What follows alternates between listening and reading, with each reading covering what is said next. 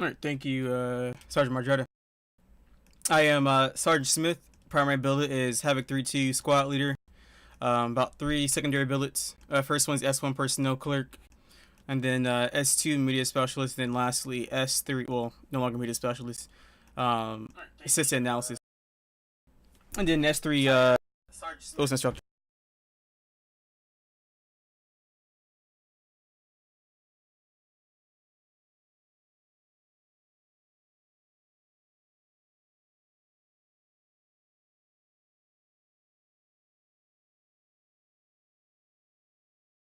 All right, hey Tigler, I'm sorry I didn't see your message earlier. I hope you're still there, man. I went off comms to do something.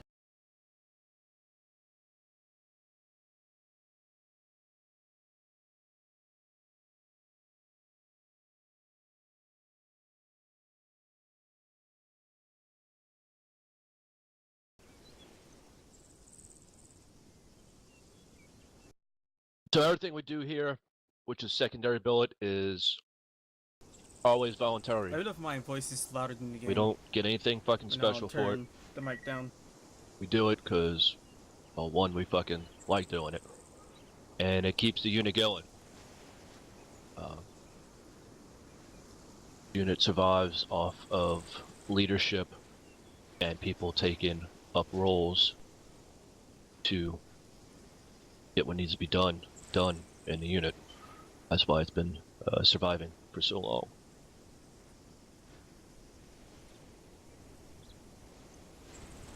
So we're gonna go over a little formalities, you would say, before we get into the full-on teaching.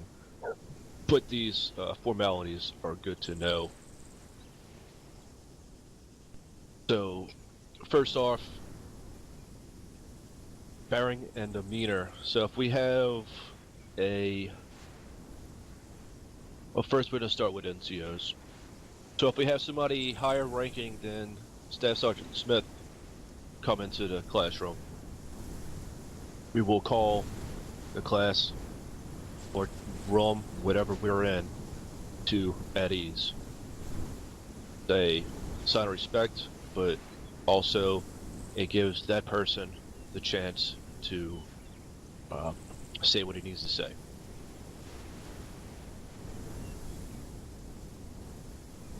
So simply call the class to or room to at ease and allow them to say what they need to say. Now, usually done by the highest ranking person in the room, but we don't always see it. Busy doing something else, so don't just sit there fucking wait for somebody else to call it. Be proactive. Call the room to at ease if a higher ranking NCO enters. Now, since Sergeant Smith is the highest ranking NCO right now in this room, it would have to be either a Sergeant First Class or First Sergeant Dave Brewer. He is the only First Sergeant here, so give him the respect and call him by his full rank. That would be First Sergeant Brewer. Don't call him Sergeant Brewer or anything else of that nature. It's fucking First Sergeant Brewer. Now, we do have platoon sergeants, and they're Sergeant First Class. They're just simply going to be Sergeant so-and-so. So we would need a Sergeant First Class or the First Sergeant to walk in to this classroom in order to call it to at ease. If another Staff Sergeant, another Sergeant came in here, it's business as usual. It's up to the highest ranking in the room to adopt the room, give that NCO an option to target if they need to. But that is that part. Now it also applies to officers. We don't have many of them. You don't see them hanging out in TeamSpeak too often. So you have a officer enter the room, definitely call the room to attention. Whether you call it NCO, classroom, or room to at ease, an officer, it is called to attention. So everything I said about the NCO goes towards an officer. If we had a second lieutenant in here, you would have to have a first lieutenant or captain into the room in order to call the room to attention. But chances are of that happening are slim to none, so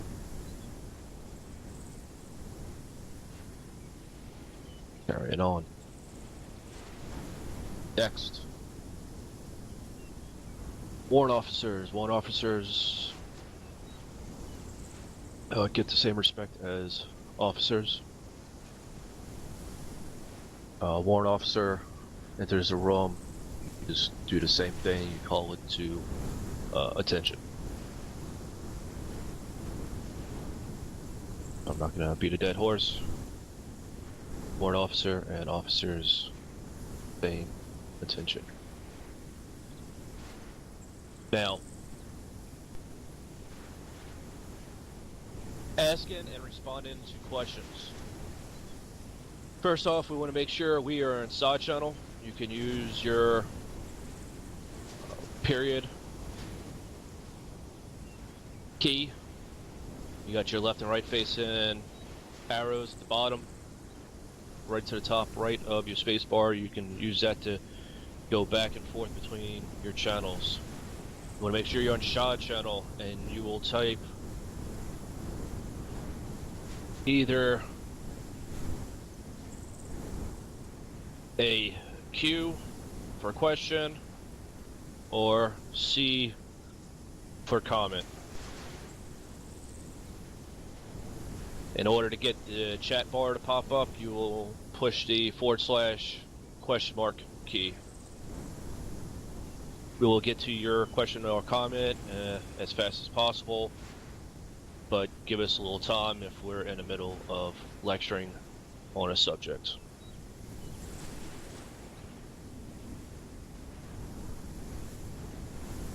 That's all pretty much straightforward items there.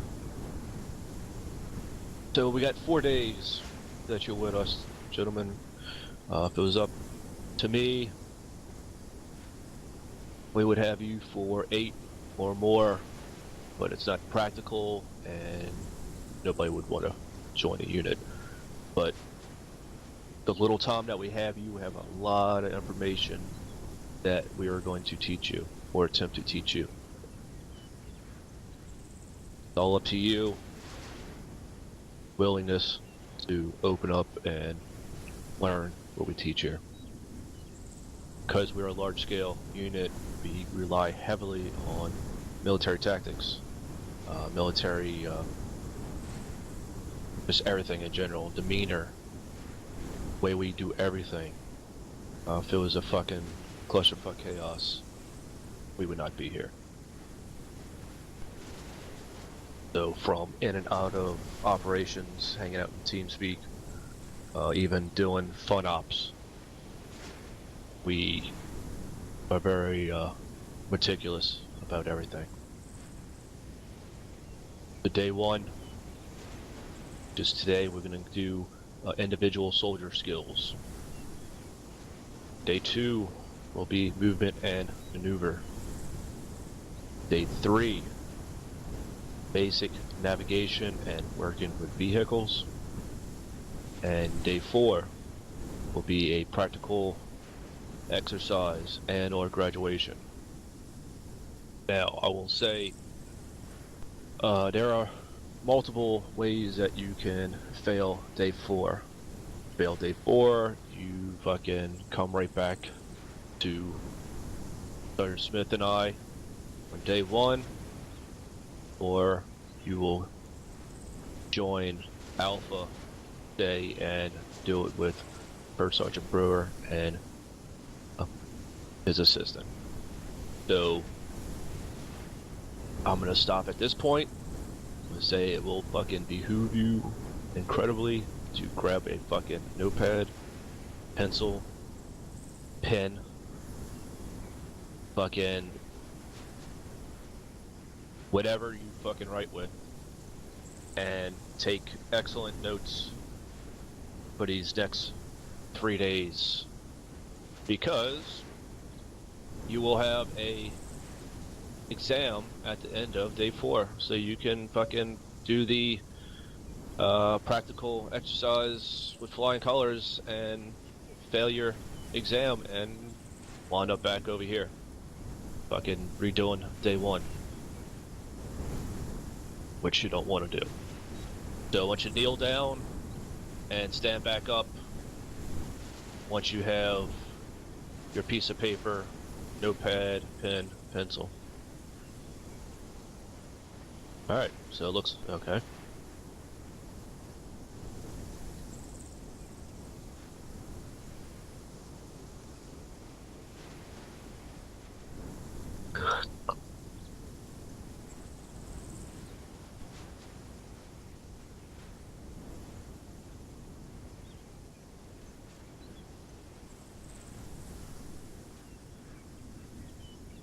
Alright.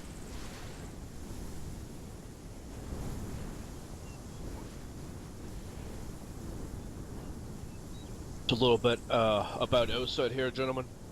So it's a blend of U.S. Army Basic Combat and 11 Bravo Infantry AIT, or Advanced Individual Training. Every soldier is first and foremost a rifleman. OSUT will give you those skills. So no matter what billet you go into, you're a fucking helicopter pilot, 11 Charlie, fucking 11 Bravo, well obviously, or 11 Bravo, heavy weapons squad, medic, it don't matter. You're a fucking 11 Bravo infantryman before that. So excuses of I don't know how to do that or whatever is a poor excuse. Came out of OSUT as a fucking 11 Bravo. Don't let those skills fucking go to waste just because you're a fucking billet, your MOS doesn't require you to be a fucking rifleman all the time or infantry all the time. So always hone those skills. There's never a point in the unit where you're fucking saying I'm the best that I can be. That's fucking horseshit. Infantry skills, or individual infantry skills. They are shoot, move, communicate, survive, and sustain. I'll say it again. Individual infantry skills. Shoot, move, communicate, survive, and sustain.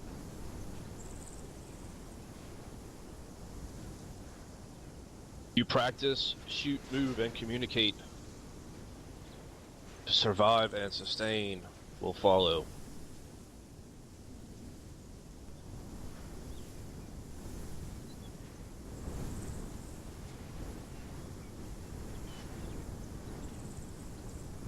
Now, some people, I don't know if any of y'all were prior or current military, but there are some things that we teach here that are tweaked a little bit for the sake of a fucking video game.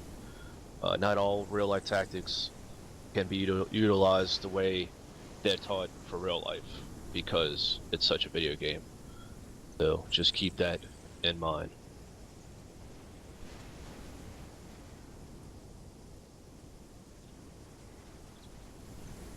Alright. Moving on. So, little day 1 overview. So I said we're going to be going over individual soldier skills. Those skills are individual soldier skills are communications, basic weapons, basic engagement techniques, and basic engagement procedures. That's a lot of information to cover, so we're kind of just breaking it down to the communicate and shoot aspect of it. Now, you will get into engagement techniques and engagement procedures, definitely more in depth when you start taking your other courses outside of OSUT. Just practicing in general with your squad, your platoon, will hone and help you better understand what engagement techniques and procedures I am talking about.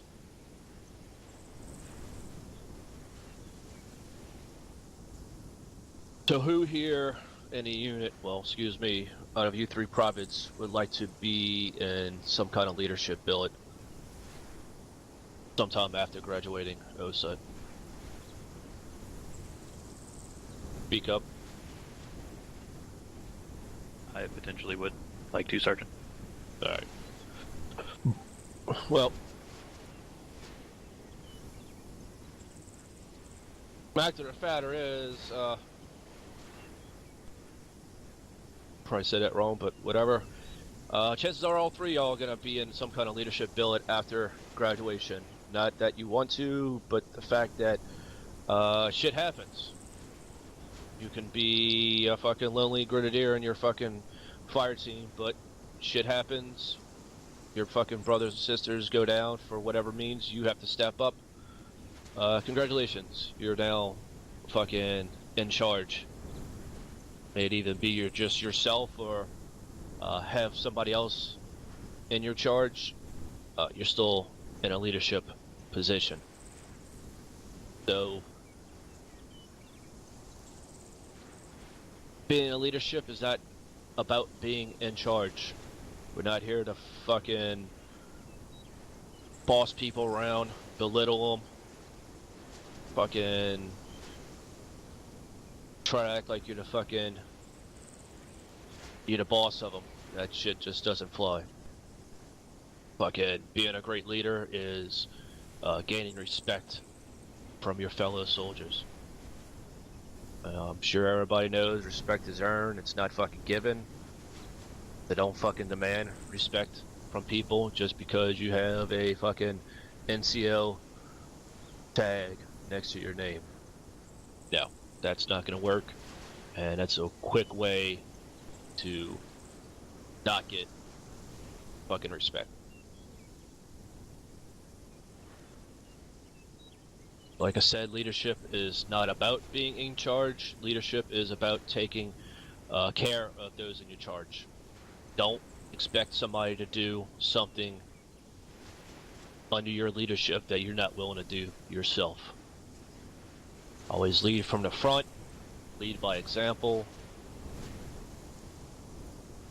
Take your time, know your men, know their fucking positives, their negatives, best way to utilize them, and fucking work from there. So being part of S3 training staff, we take responsibility to ensure every soldier is prepared to succeed. That nothing is taken for granted. Every soldier is given the knowledge and skills to thrive in the unit. So after the end of these fucking 4 days, how you move into your next billet reflects heavily on Sergeant Smith and I. I personally don't like to look fucking bad, and I'm sure the hell know that he doesn't like to look bad. So, we will fucking teach you to the best of our ability on the aspect of being in this unit these next 4 days. Now, the rest is up to you. Fucking, you have a question? Don't be shy. Fucking type in there, fucking question, comment, and we will answer that question. Not gonna fucking make fun of you because you asked a silly question. The only silly question, the one that is not asked. Assumption is the mother of all fuck-ups. So, don't assume, and we're not gonna fucking assume.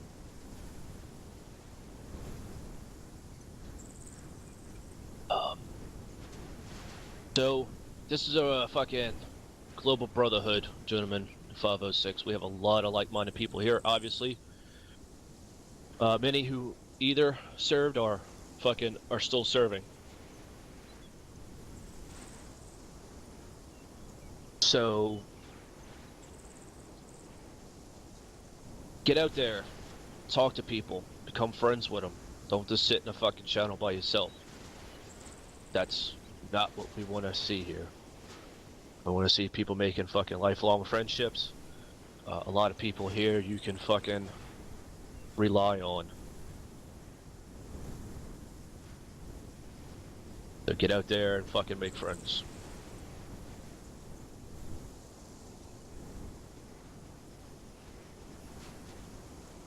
Last little bit here before we move on to some learning. Everything we teach here is by the numbers. Can we really control what happens after you go into your billet, your MOS? No. But while you're here in OSUT, I want you to do it by the fucking numbers, by the way we teach. Don't add words. It's crazy how, just for example, we'll be doing communications very shortly. Working with our radio, proper radio procedures, all that good stuff. And I spell out a radio check word for word, and it cannot get fucking dug properly, and people add fucking words to what me and Sergeant Smith and I teach. Listen to what we gotta do. Listen to what we teach. If you need us to, we'll repeat it. But when shit like that happens, it's fucking letting us know that you're not fucking paying attention. So, we're doing by the numbers, and we expect you to do the same. You have any questions, comments, gentlemen, before we move this into the classroom? None, Sergeant. No, Sergeant. I know, Sergeant. Excellent. Good.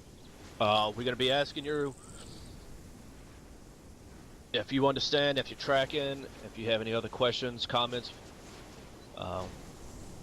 Just fucking a simple yes, no, Sergeant, negative, whatever. Respect. We do that so obviously we're not fucking moving past somebody, but making sure you're paying attention, you're still awake. So, just a simple yes, no, Sergeant will suffice. Alright, gentlemen, follow me to the classroom. We're going to get our probably most important tool you will get in this unit very shortly. So follow me.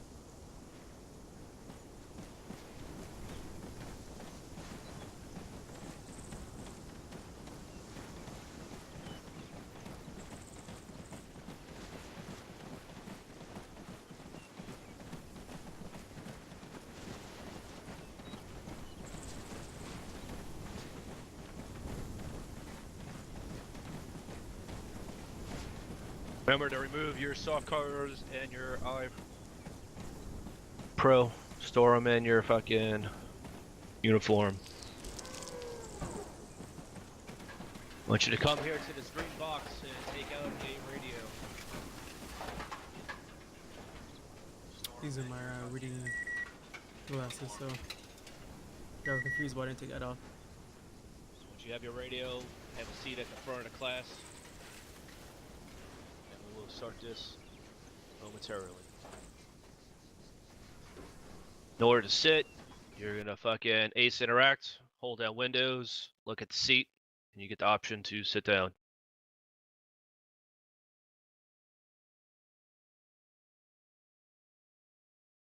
Alright, off to a good start. Alright, so radios, communication. It is very important to understand and utilize.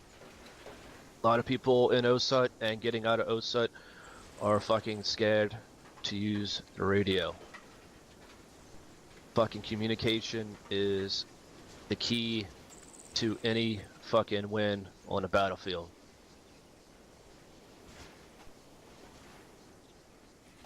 Keeping yourself and anybody else in your charge up on the information is what's going to keep you and them in the fight and possibly alive.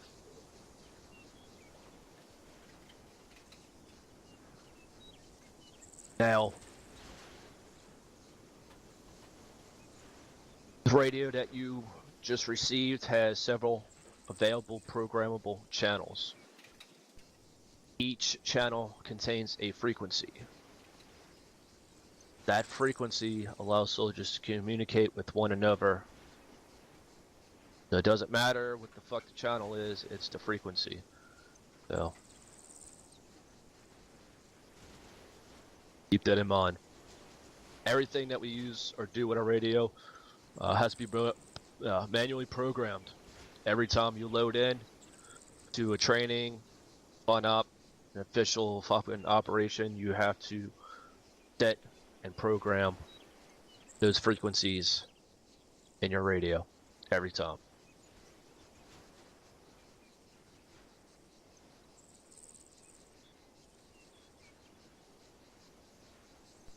Now, each frequency represents a network which corresponds to your billet. So you have all the way down from a team net, which allows fire team.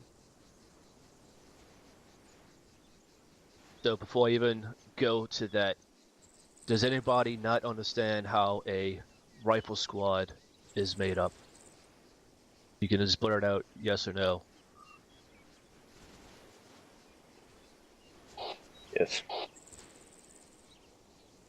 Private Wolf, Private Schaefer, you understand how a rifle squad is made up, how it works, correct? I understand, sorry. Yes, Sergeant. Alright. So, Team Net is obviously to allow each fire team to communicate with their fire team members. So, Alpha Fire Team has their own frequency, Bravo Fire Team has their own frequency. It allows those 4 guys in each fire team to communicate with one another. The next net up from that will be Squad Net. Squad Net allows fire team leader from Alpha, fire team leader from Bravo, and squad leader of said squad to communicate with each other. Also on that squad net is the the squad medic. Need the squad medic. Only way you're going to reach them is on squad net. So you happen to be a AR, grenadier, or rifleman, you need treatment from the mic. You need to call it up, your chain of command, to get the medic on your location.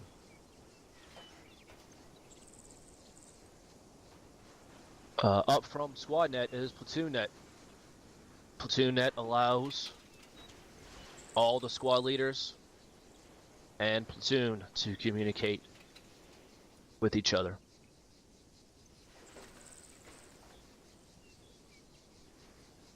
Now, that's good to know because you always got to have redundancies in said squads, fire teams, etc. We got to keep the fucking machine going. So that's where 2 ICs, 3 ICs, 4 ICs, etc. come into play.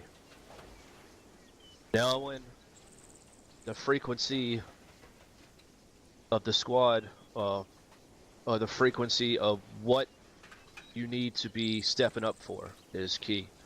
If you're in a fucking fire team and you happen to be 2 IC of the squad, like I am, I need to know what the platoon net is. Because they do a lot of communication on that net. And if your squad leader is down, you need to step up because chances are they're fucking calling for him or her. So you need to fucking fill those shoes. You gotta keep the fucking information flowing up and down and keep the fucking balance of action going with your men.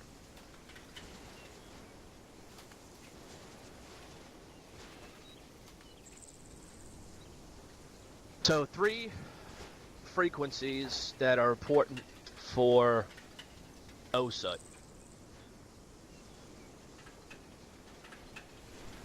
These 3 frequencies are going to be used often in your next 3 days, 4 days. So first frequency is going to be Alpha Fire Team. Alpha Fire Team frequency is 100.1. Bravo is 100.2. And SquadNet is going to be 100.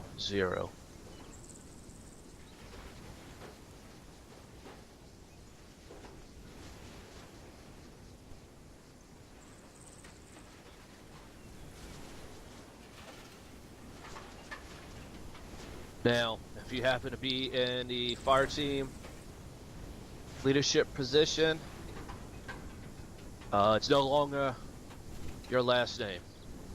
It's fucking Alpha, Bravo, and the squad leader will be actual.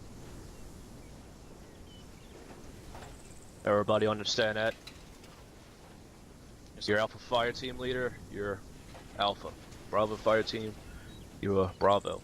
That's you. Well, how you refer to yourself over comms, and that's how the guys in your fire team refer to you.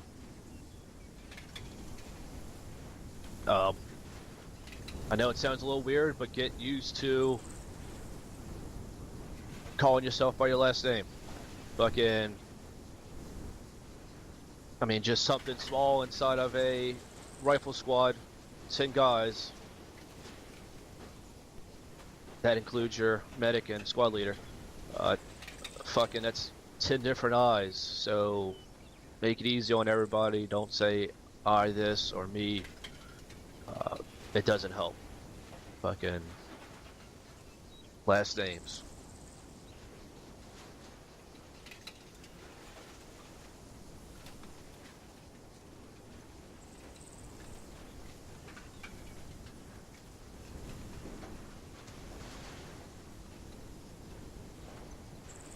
So we're not going to teach too much further past the squad level and OSUT. Compared to platoon and command, squad on down is pretty informal compared to how radio and communication usage is on the squad level, well, platoon level and up.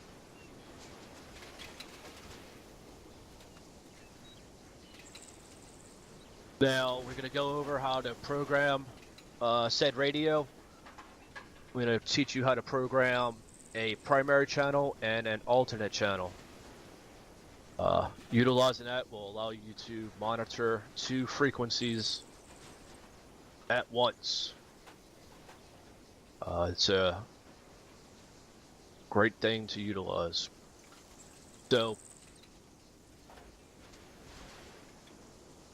the way I like to do it, most people like to do it, you're going to program a team frequency for your primary channel, and we are going to show you how to program a squad frequency as your alternate channel.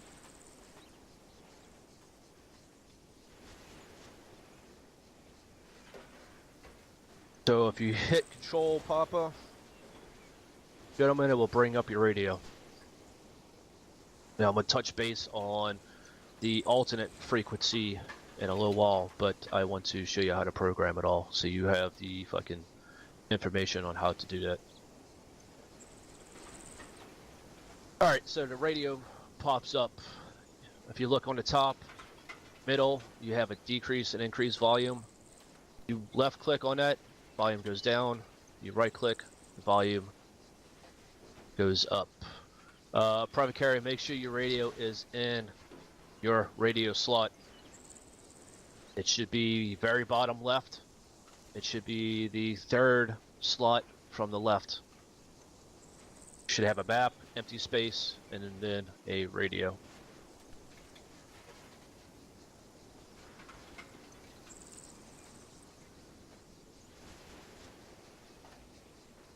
Is it in that location? Yeah, it is, sir. Not a sir. Yes. Sergeant. Don't say yeah anymore. Alright. And you hitting control Papa. Control first and P. And it's not doing anything. No, Sergeant.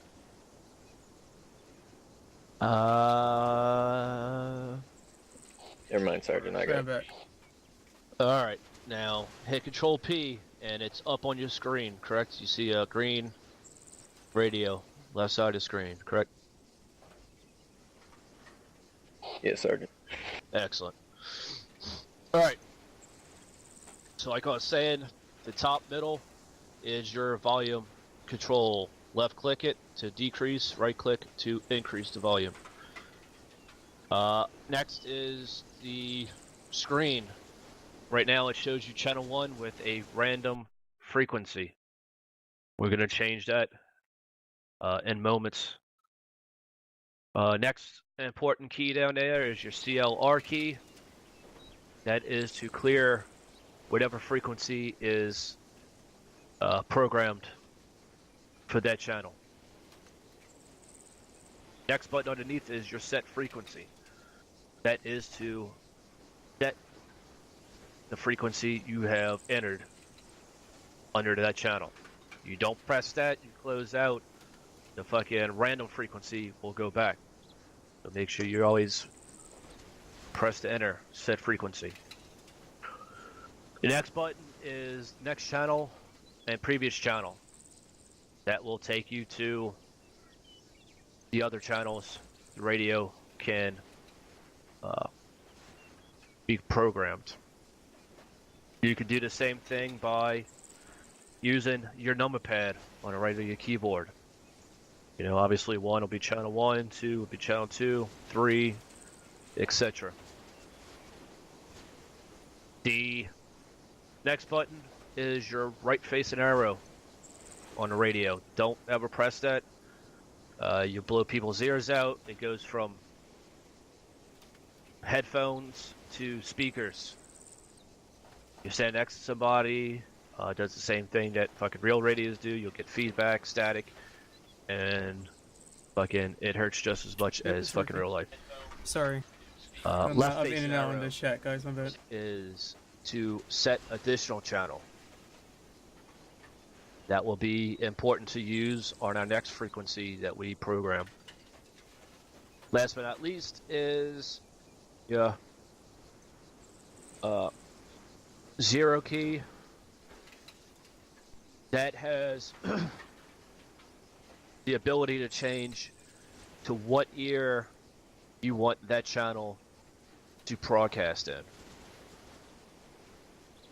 Now I can tell you now, myself and other two gentlemen with me, being in a leadership position, you want to break up those two frequencies, those two channels, those two frequencies you're monitoring. You want to put one in one ear, the other in the left. If not, it will fucking make you fucking go crazy.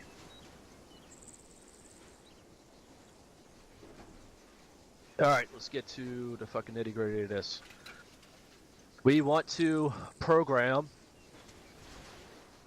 our team net into channel 1, since we have just enough guys for Alpha Fire Team. That's what we're going to program into channel 1. So we're going to hit the CLR button. We're going to put in 100.1. You have to do that from the number pad. The numbers on there do not work. So right now it should say channel 1 with the frequency 100.1,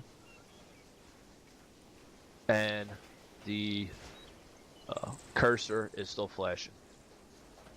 We'll now hit the ENT, which now sets that channel into, sets that frequency to channel 1. So, painful enough, that channel 1 is now, has the frequency 100.1 saved to it. Now, we want to teach you how to set up a alternate channel. So if you are in a leadership position, you will know how to set up 2 channels with 2 different frequencies and monitor both frequencies. So what we're going to do is hit the plus sign, and it will say channel 2 with a random frequency.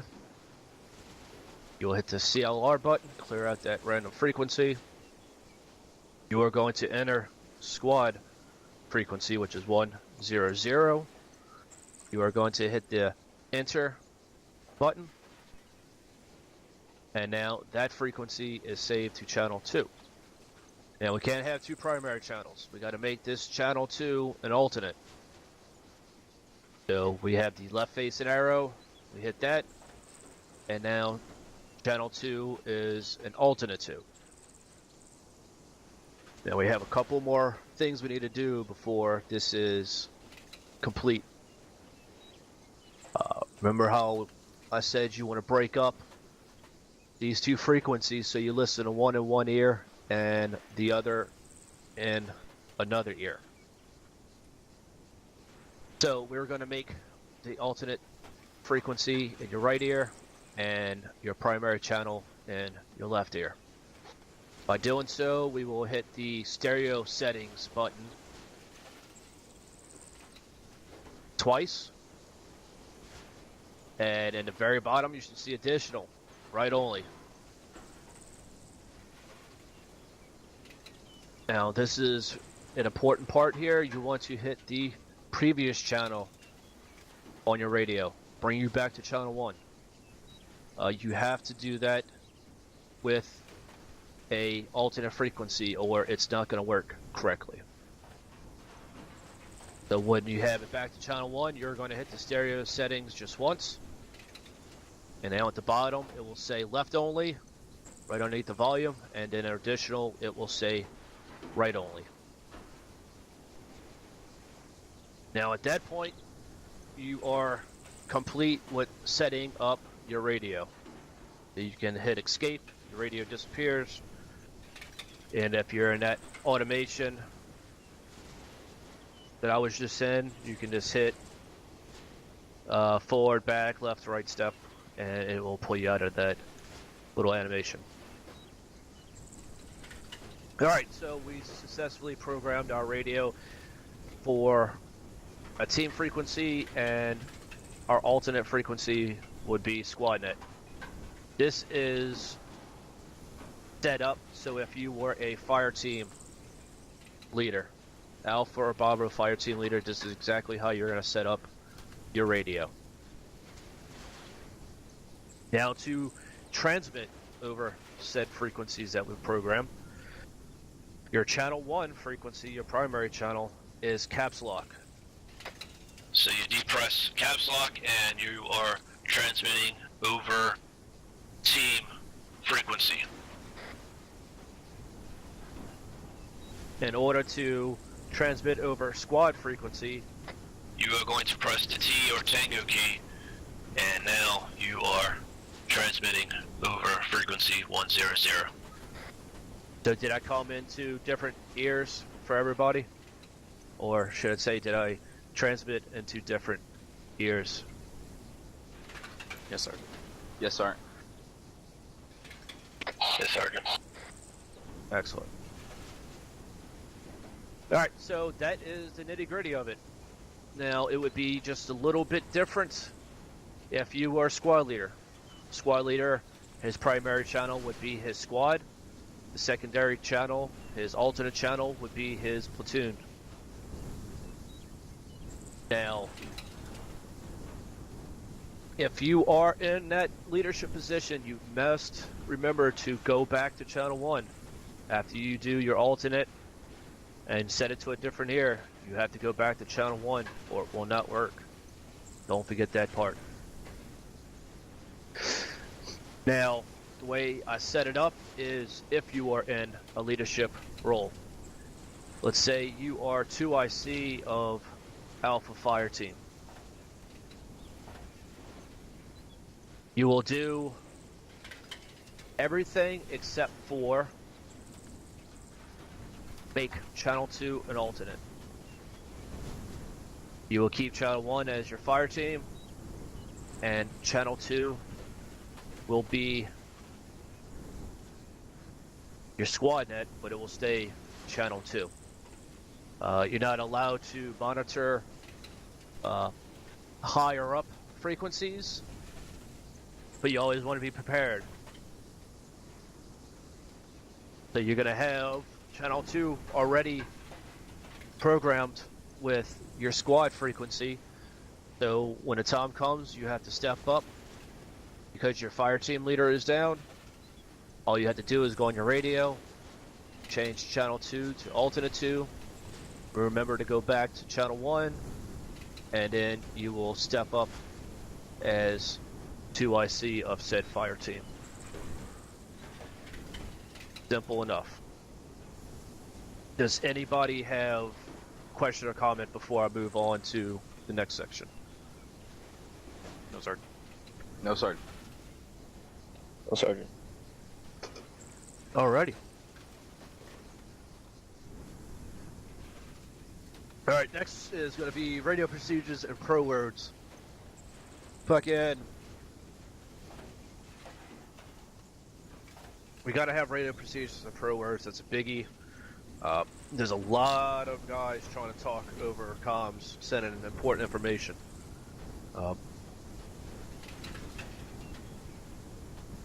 Letting everybody know who is on said frequency and who you're talking to, and trying to get out the most information with the little words said is key.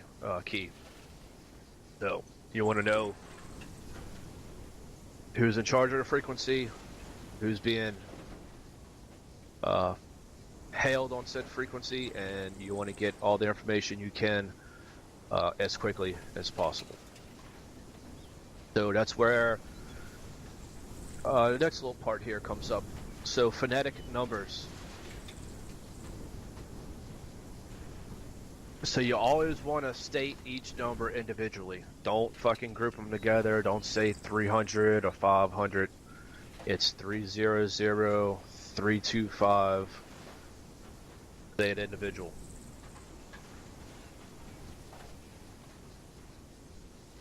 Now, there are some numbers that, when said over the radio, can sound a little fucky. Obviously, we're going to use the numbers, 1 through 9 and 0, but these other three numbers can be said differently to ensure they are heard correctly. So 3 is said like tree.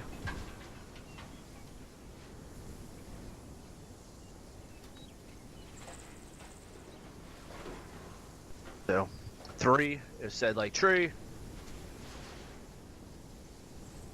5 is said like fife. Yep. Excuse me. Fife. F-I-F-E. And last but not least is 9 is said like niner.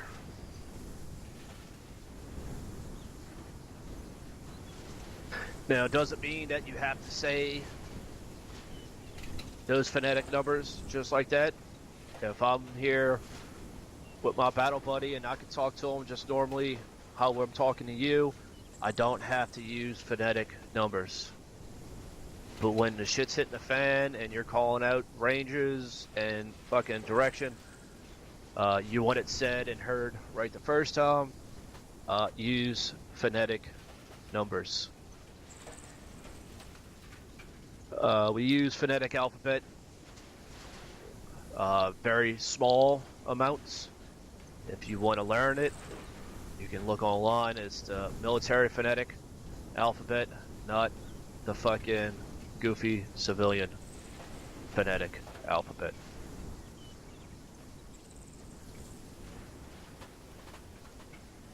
So there is a term that is called fucking brevity. That is something that needs to be used when doing communication. You want to stick or fucking shy away from long-winded transmissions. It fucking doesn't help you, it hurts you, and the person you're transmitting to is having all this fucking information sent his this way.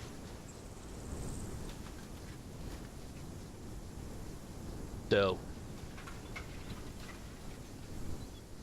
you want to keep it short, sweet, to the point. And Sergeant McCoy just said that the NATO phonetic alphabet is the common phonetic alphabet used. Alright, so we're going to go over establishing pro words here. Every time you key up the radio and transmit, you will use the pro word "this is." I don't know why I can't type.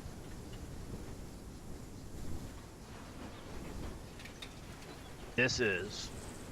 So if I was establishing communication with Sergeant McCoy, I would start off with Sergeant McCoy, this is Sergeant Margiotta.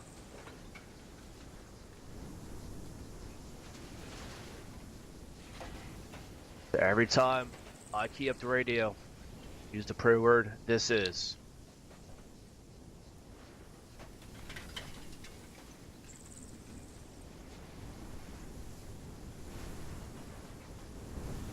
Next pro word is over. So I'm going to take it a little bit further. I'm establishing communication with Sergeant McCoy.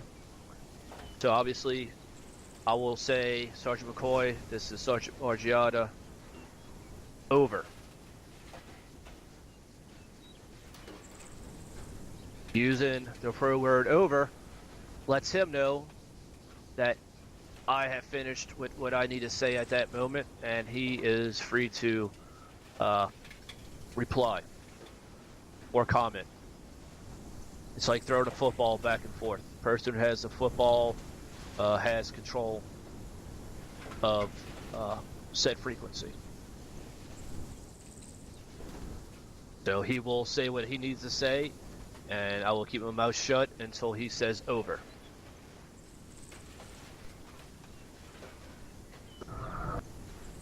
So let me take it a little bit further here. So I'm setting up communication with Sergeant McCoy. I'm going to take it between what I say and what he says, just so you can understand. So I would say, Sergeant McCoy, this is Sergeant Margiotta, over. Sergeant Margiotta, this is Sergeant McCoy, send traffic, over. There you go. So he knows I am fucking trying to get in touch with him, and I know that he received that transmission and that he's listening, and I am now free to get into the meat and potatoes of the transmission. You know, this whole shit like fucking McCoy, come in. Well, it's wrong on so many levels. One, he don't know who the fuck's calling him. Two, over was never used, so he's gonna sit there waiting for the jackass that's trying to get in touch with him to either finish what he needs to say or use a pro word over. We're doing it over radio because obviously I'm not next to him, so body language is out the fucking window on this game, so you can't rely on that. So we got to rely on pro words heavily. Never take anything for granted or assume anything. All right, so those 2 pro words we've gone over. The next pro word is out.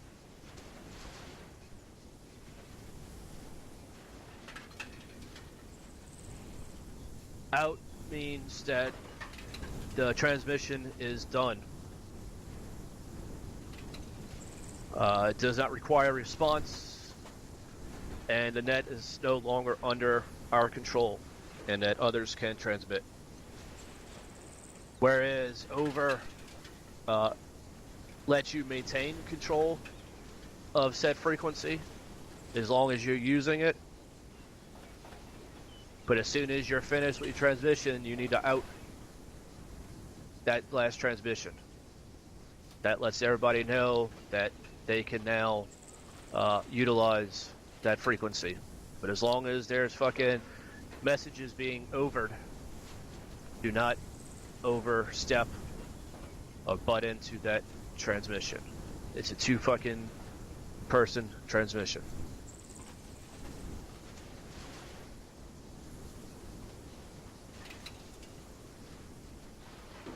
So make sure you out transmission. It's simple as Sergeant McCoy, this is Sergeant Margiata, out. Right there. Fucking doesn't need to be something fucking spectacular. Just a simple out will suffice.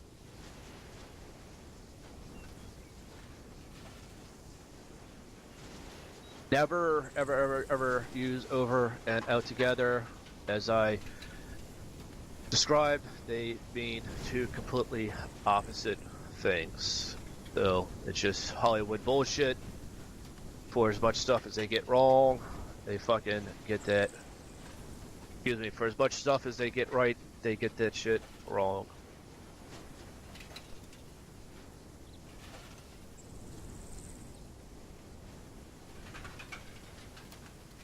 Now, 90% of the time,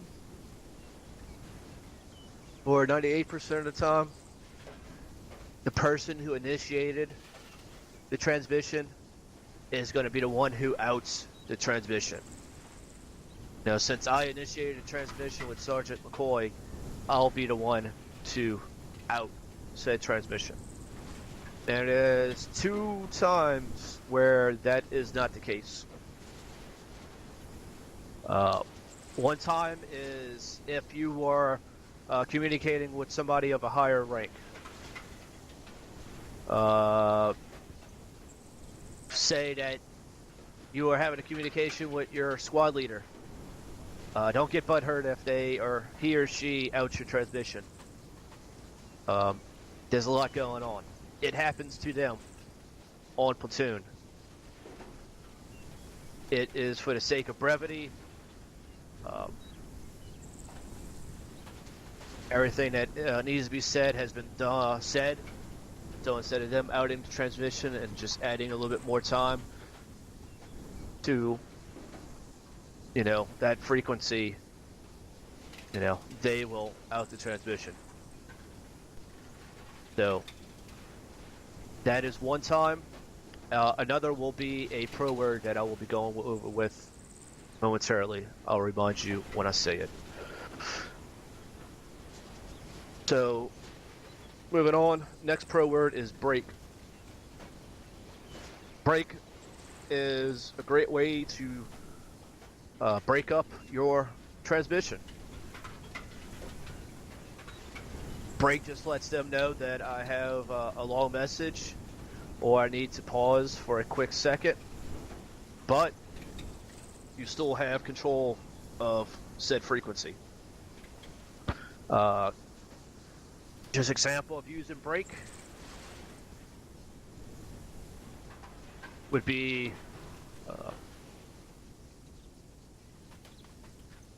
sending maybe a contact report, kind of dabbling into something we haven't gone over, but It's the best example I can give right now. So I was given Sergeant McCoy a contact report. That is the 3Ds, distance, description, and degree. So, to break up all that information, and also to give me a second to get him a range, I could say Sergeant Smith, Sergeant McCoy, this is Sergeant Margiotta, over. And then he, yep. Sergeant Mariotta, this is Sergeant McCoy, send traffic over. Sergeant McCoy, this is Sergeant Margiotta. I have enemy infantry bearing 305 break. Let go of the key. Key back up. Range 290 meters over. Simple as that. It allowed me to take a second. I gave him 2 out of the 3 Ds, and it gives me enough time to get him a fucking range. So it lets your mouth catch up to your brain. Also lets you to break up a lot of information. So the way to use it is say break, release your key, and then key back up. Because you haven't said over, there's no need to say you, this is me. You just keep on trucking with the information. You can break a transmission as much as you want.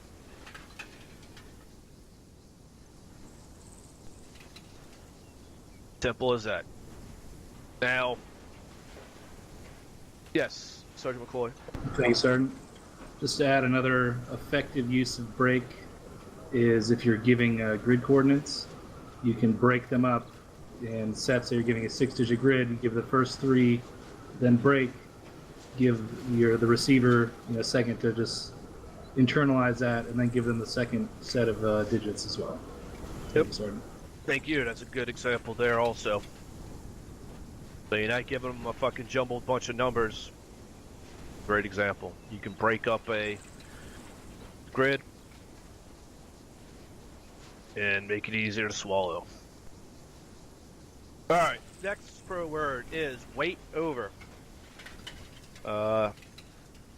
Again, anybody in a leadership billet knows how frustrating it is when somebody does not fucking respond to communications.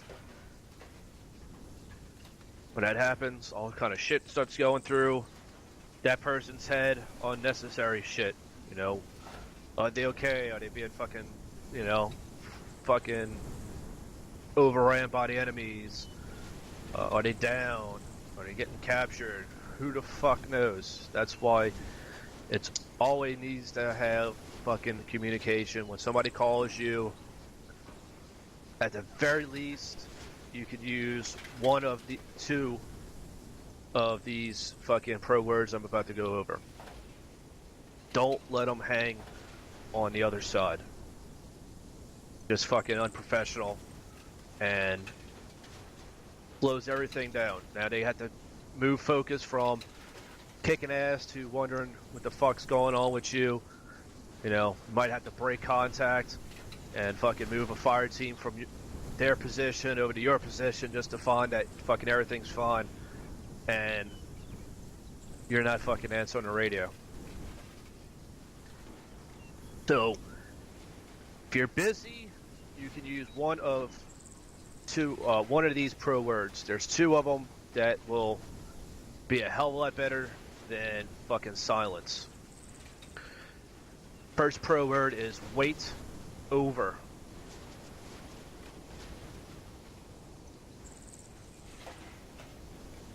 Wait over. Wait over simply lets the other person know that I need 30 seconds to a minute to respond to that transmission, to the last transmission. So Sergeant McCoy is calling for me. I'm busy fucking kicking ass with brothers. I would simply, and I can't, focus from that to him, I would simply say, Sergeant McCoy, well, in all actuality, we wouldn't be using fucking ranks over the radio. I'm just giving him the respect right now. But in all actuality, it's going to be McCoy and Smargiata wait over. Fucking simple as that. He knows I'm busy and that in under a minute, I'll be getting back in touch with him. Now, only use wait over if you know you're going to get back within that minute. Because you're over that transmission, which means you still have control of that frequency. While you have control of that frequency, nobody else can use it. So, make sure you're going to get back to him. Now, if you know you're not going to get back to him, you will use this pro word, which is wait out. Now, this is the second other time that you will out a transmission you did not start, or that can be outed besides the person that starts the transmission. So wait out. I told Sergeant McCoy to wait out. That lets him know that it's going to be longer than a minute before I get back to him. But it also lets everybody else know on that frequency that it is now able to be used. You know, my and Sergeant McCoy's transmission is ended, and now two other people can start transmissions, communications. So, for the love of God, use one of those pro words instead of fucking dead silence. Next pro word, yes, Sergeant McCoy, comment. Thank you, sir. Just to add to the usage of wait over and wait out, a lot of times you'll hear people say something like wait one or some shit like that. That's wrong. Don't get in that habit. Use these pro words properly. That's all. Thank you, sir. Thank you. Yes. Thank you for reminding me. Wait one is wrong on so many levels. First, it's wait one, wait 1 minute, wait 1 hour, 1 second, 1 lifetime. What the fuck? Also, you don't use the pro word out or over behind it. So wait one technically is saying 2 words of a fucking transmission. Wait one of whatever the fuck you want to wait one of. And you technically still have control of that frequency because you didn't over or out the transmission. So get into the good practice of using pro words that we're teaching you here, what it's for. Next one is Roger. Simple as that. Roger means I have received your last transmission and understand it. Simple as that. I have received your last transmission and understand it. Now, the next pro word, which is Wilco, takes it a step further.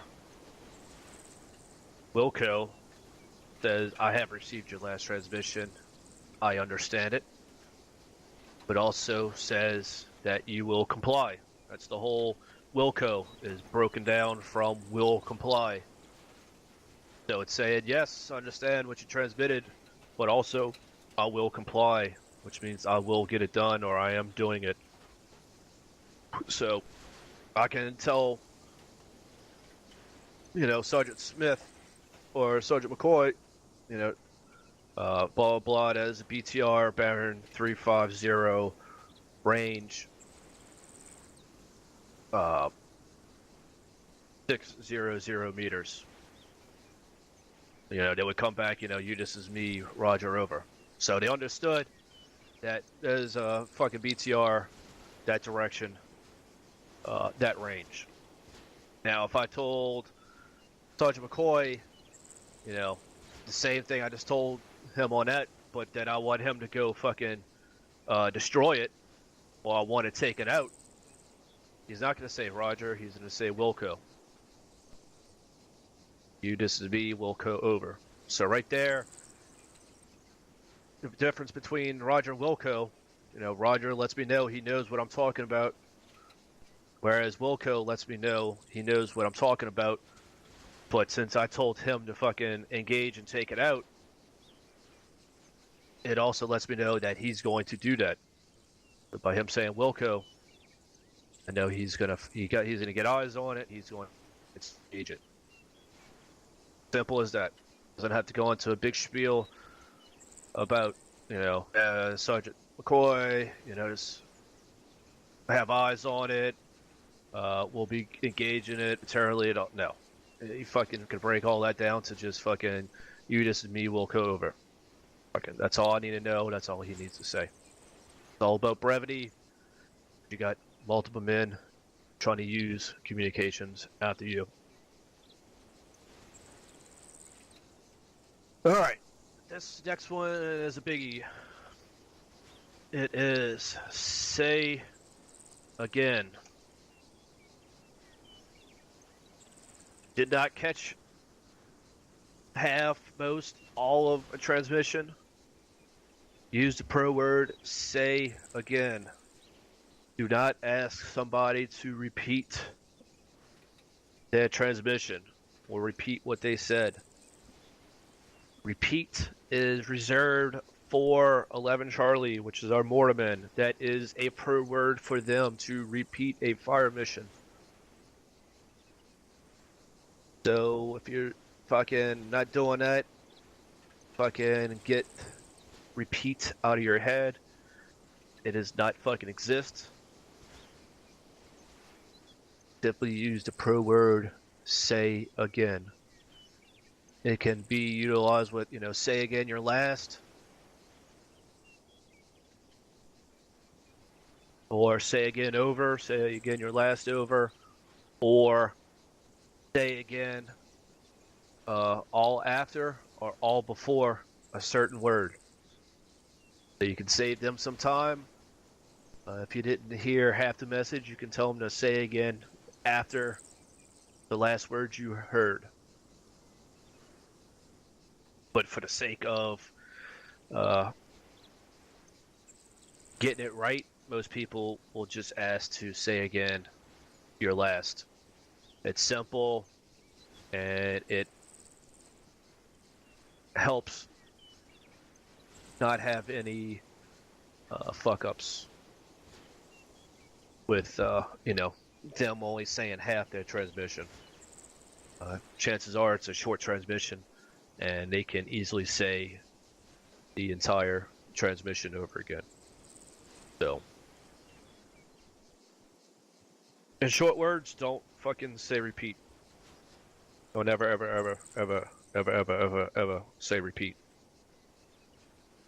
Repeat is for repeat last fire mission. So I'm not going to go in depth in that, but repeat is an 11 Charlie pro word.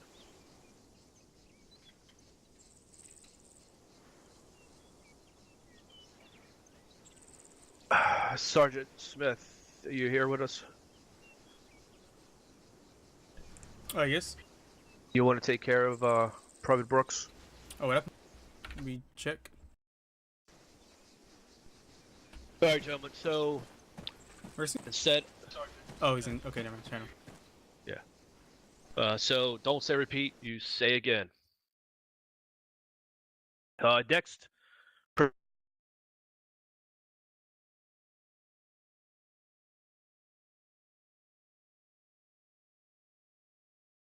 Oh, what the hell?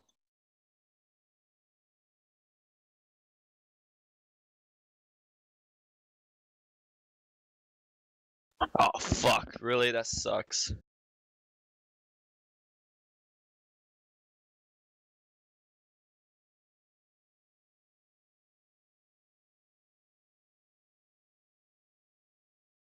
There you go. If you turn, like I said, Saturday, Sunday, this for day 1, day 2, you could turn day 3 and day 4.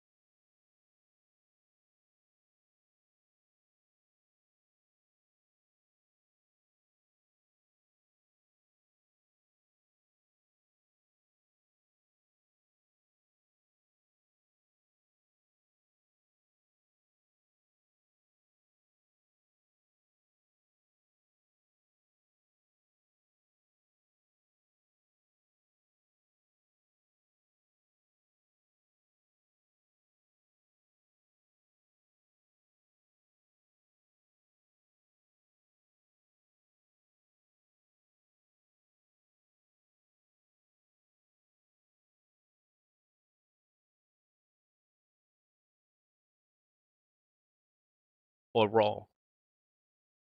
So I can even ask for a read back, or he can read back a Alright, sorry, guys. transmission. Disregard. Alright, sorry, guys.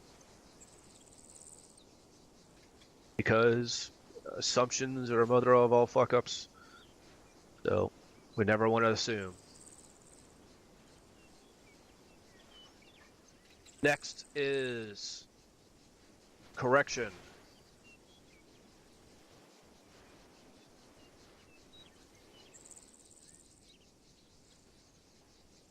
Correction is I have made an error in this transmission. Transmission will continue with last word correctly sent.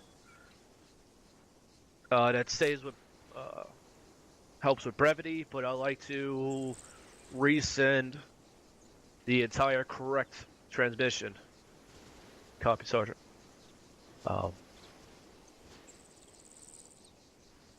It saves with any kind of doubt or confusion. So if I mess up let's say a range for a contact report, I'll say everything over again. I'll say correction with the range. So say I gave out a contact report, enemy squad bearing 250 range 350, and it was 320. I would say correction range 320, but then I would go and say the 3Ds over again the correct way. Just don't want to leave anything to chance.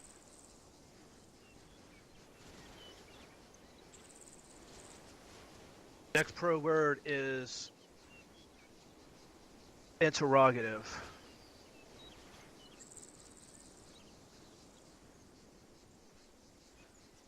Interrogative is a request or a confirmation or a question. Or, excuse me, request a confirmation or a question. It's said wrong a lot in the unit.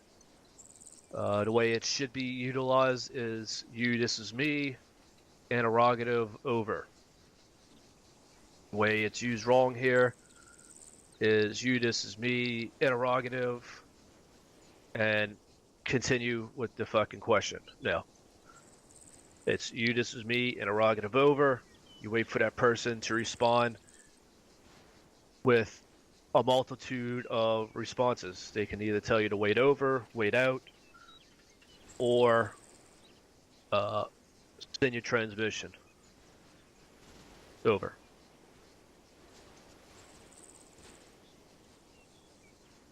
Giving them an option because they could be busy. So if you just went with you, this is me, interrogative, and you start with your fucking question or your confirmation, and they're fucking busy, so you just fucking held up the frequency with a question that's not going to get an answer because they were fucking too busy to pay attention. So give them the fucking option to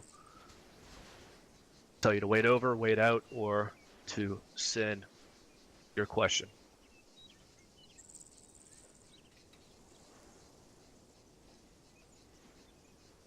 These next two bro words are common sense. It is correct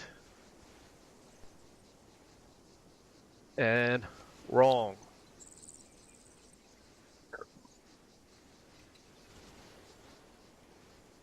Correct simply means you are correct, or what you have transmitted is correct.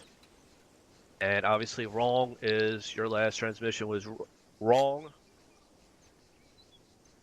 Now, if it's the latter, if your transmission or a transmission somebody sent was wrong, don't just say it's wrong. Fucking correct what was wrong about it.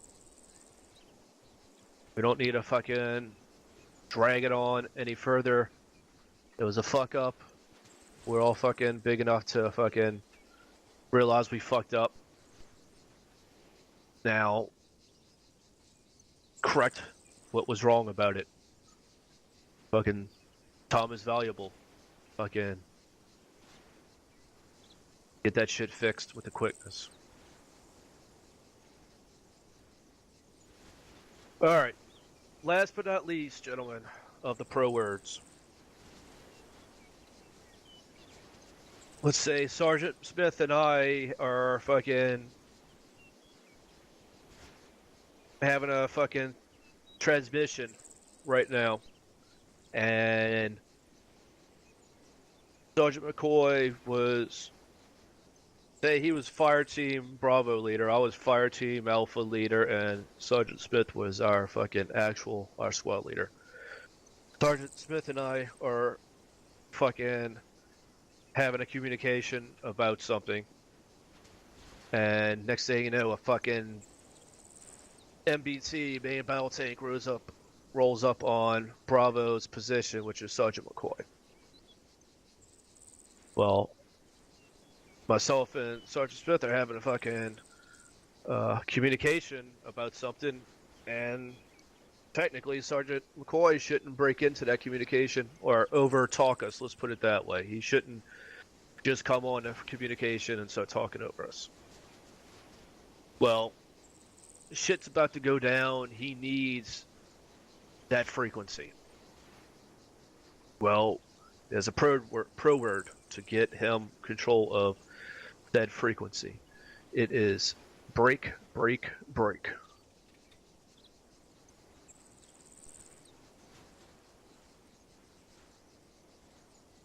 The way he would do it would be break, break, break. Actual, this is Bravo. Break, emergency traffic, over. At that point, I would shut up. Sergeant Smith will acknowledge, Bravo, send your transmission over. Send your traffic over. And now Sergeant McCoy and Actual have control over that net. Now, that pro word is only to be used when it is necessary. Don't fucking break in communication to get a fucking Band-Aid or morphine for a fucking guy. That's not important. Fucking BMP or main battle tank or a fucking autocannon BTR like 80A or a BMP 3 fucking cocksucker of a piece of armor that is. That's rolling up and that's fucking putting out rounds towards your fire team and you need assistance. That's when you fucking break in on communication, or you see that for example, a fucking enemy element is fucking trying to flank on the side of your side, and you're getting overran, or, there's multitude, when to use it. Don't fucking use it for something silly.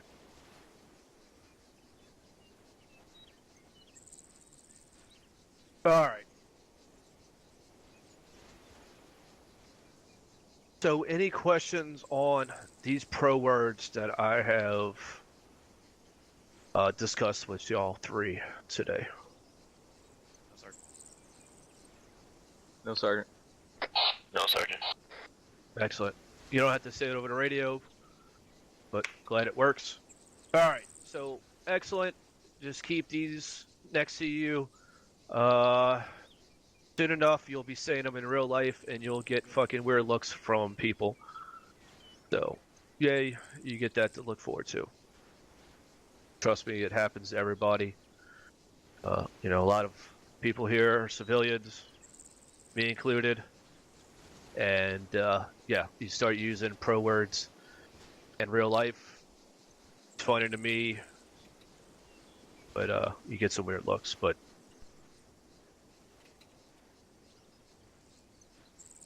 oh, alright. So that is something we're gonna have to change, probably, Carrie, but we will do that momentarily after.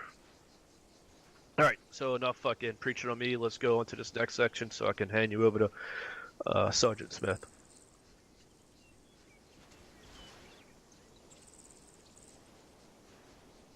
Yes, but his push to talk is also his transmission button for channel 1. Misunderstood. Apologies. Alright. I'm gonna go over this slow so y'all can write this down. This is a fucking radio check. This is something that is gonna be done every time you step into a server, whether it's squad training, platoon training, and fucking a deployment. You need to do a radio check. Like I said, assumptions are the mother of all fuck ups, so we don't want to assume that one of our greatest weapons is not fucking operational. So, we do radio checks. And this is how it's gonna go. You're gonna start off with you. This is me. Radio check. Frequency.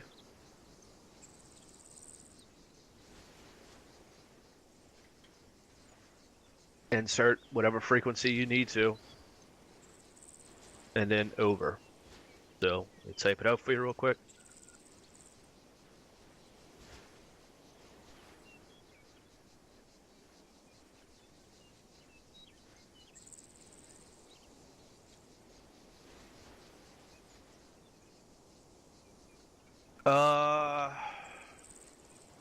Copy that. Sergeant McCoy. Roger. Let's just say 100.1 since today. Over. So that's what it is. You, this is me. Radio check. Frequency 100.1 over. Next part would be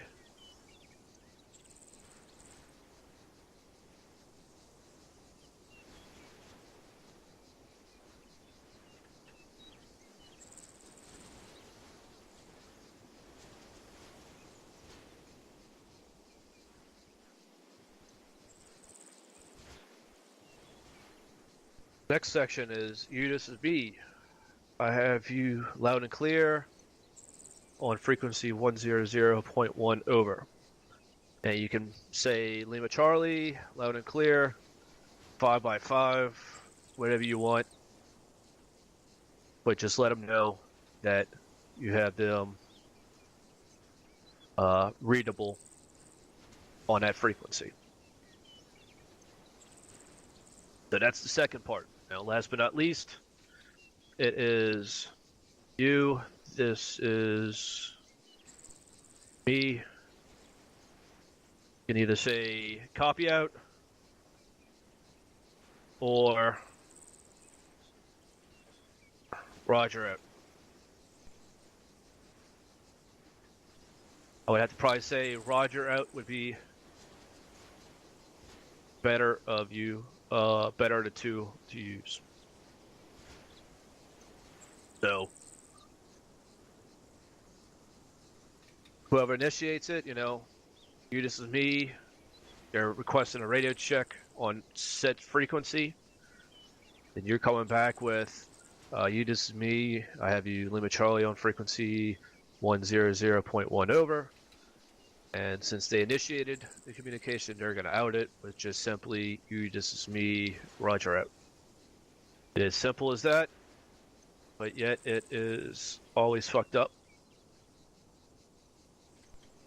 Does anybody need me to repeat, or, excuse me, say again what I just told y'all here, or does all three of you have it understood? Understood, sir. Understood, sir. Understood. Excellent. All right. So, you three gentlemen, I want y'all to do radio checks with each other. So, Private Schaefer, you're going to do one with Private Wolf. Private Wolf, you will do one with Private Carey. And Private Carey, I want you to do yours with me, and we'll be finished with said communication part of today. So, start it off. Private Wolf, this is Private Schaefer. Radio check on frequency 100.1. Over. Private Schaefer, this is Wolf. I have you Lima Charlie on frequency 100.1. Over. Private Wolf, this is Private Schaefer. Roger out.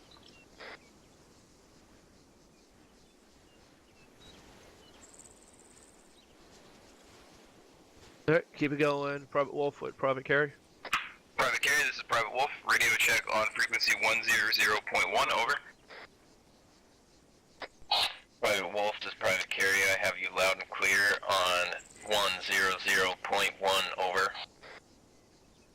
Private Carey, this is Wolf. Copy out.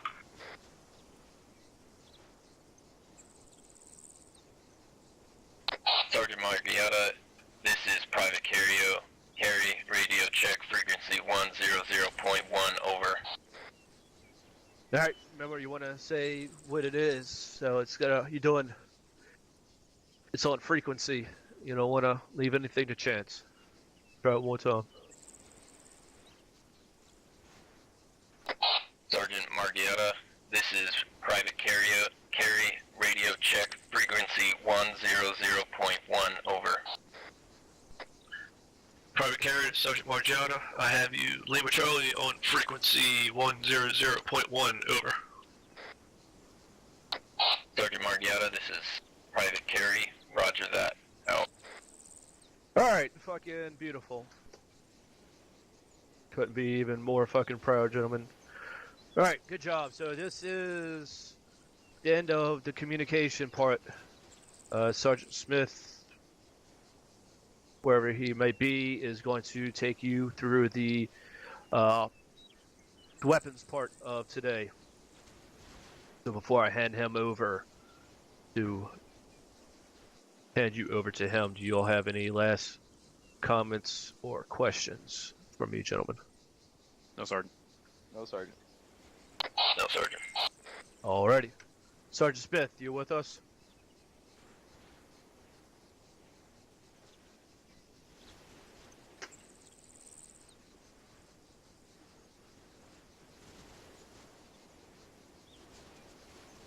Alright, well, I'm not handing him over to y'all. Handing y'all over to him just yet. Alright, I'm going to take this until he gets back. Alright, gentlemen, so the weapon system, well, actually, we're halfway through, so let's take a couple-minute break here, grab a fucking glass of water, whatever, snack, use the head. When you're back, just type a 1 in side chat so I know that you're back, and we'll continue with the class. Thank you, Sergeant. Yep.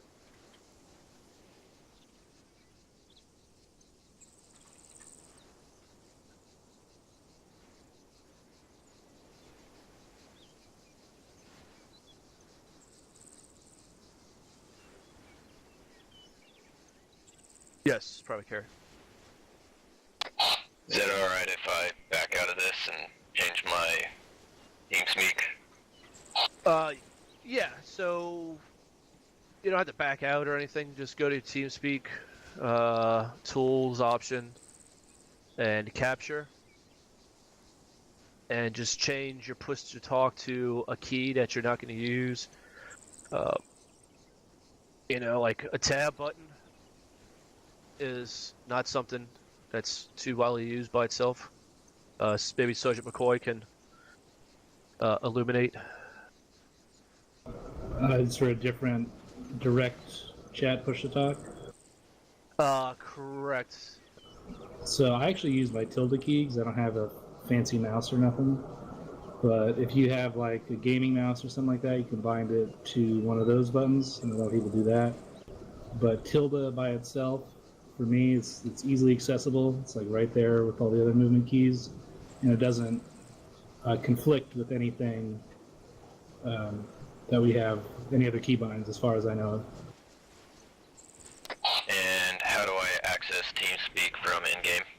Oh, so you're just going to alt-tab over to TeamSpeak.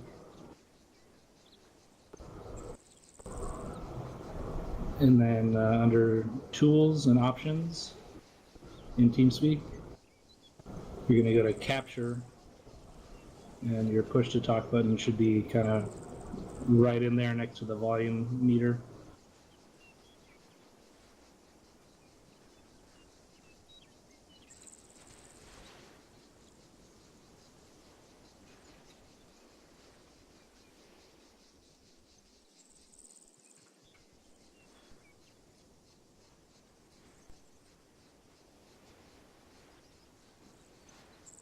Just let me know if you get lost. You're working now. Yep. Hey, firm. Give me a quick something over TeamNet. Make sure it's all still kosher. Still good. Beautiful. All right. Good job. Thank you, Sergeant. Whoop. All right, gentlemen. So you get me for a little bit longer until Sergeant Smith returns. All right. So our weapon systems have different firing modes. Let's just say the M4A1 for general, because that's the most widely used weapon platform that we have. So you have, if you want to call it, 3 different firing modes. You have semi-automatic, which means when you depress the trigger, 1 round fires. Automatic is you hold down the trigger and multiple rounds fire.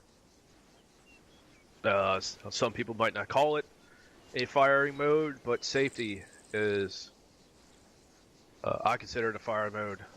You cannot fire the weapon when it's on safety. If you have a problem firing your weapon with a magazine and a mag well, especially when we're on deployment, put it on safety. We don't want to give our position away, especially when we are in movement, going to an AO. So, you know, put it on safety so you don't have a accidental ND, a negligent discharge.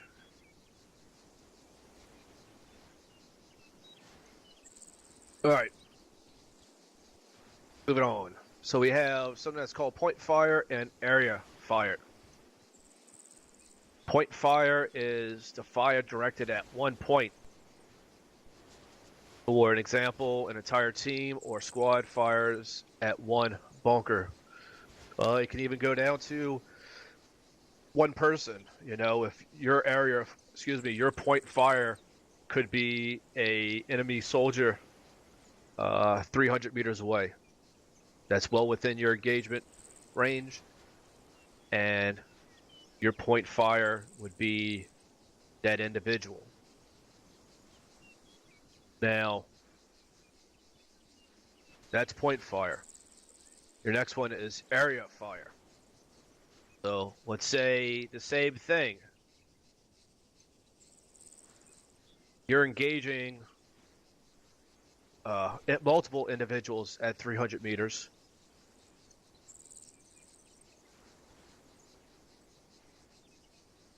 And you need to keep their heads down because whatever the reason is, they're not, they're in a bunker or whatever. You can't get point targeting. You can't point fire them. You can't put your crosshairs on them, pull the trigger, and connect around with them.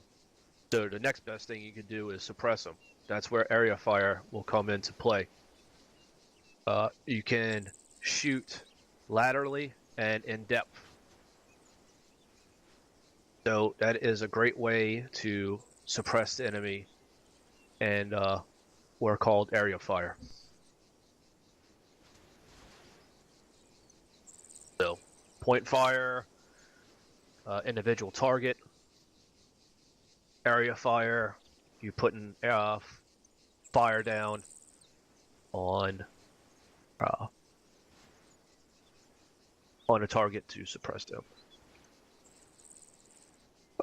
So organic weapons, some stuff that we use in the 506. So M4A1 obviously is the bread and butter of most men. It's a magazine-fed, gas-operated, air-cooled, shoulder-fired weapon capable of semi and automatic fire.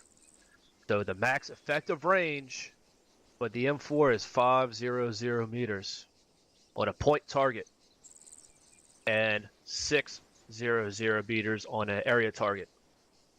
So you can accurately engage a lethal hit on an individual up to 500 meters. Anything past 500 meters, it's not worth putting single rounds out. You can put like a 3-round burst out or shots around them to suppress the enemy. Because at that point, your fucking round starts losing velocity, starts losing fucking impact, all that good stuff. So the max effective range for the M4 is 500 meters, point target, and 600 meters on an area target. Moving on. Next is the M249 squad automatic weapon, SAW, the AR, whatever you want to call it, the individually portable gas-operated magazine, or disintegrating metallic link belt-fed light machine gun. So can either use a 1 or 200 round box, or you can put a 30 round Stag fucking magazine in there. But that is for worst case scenario, is putting a 30 round magazine in there, because it won't chew through those 30 rounds like it's nothing. So the M249 is max effective range on area targets is 1,000 meters. 249 is not designed for point targets. It's not saying you can't, but it's mainly a suppressive weapon platform.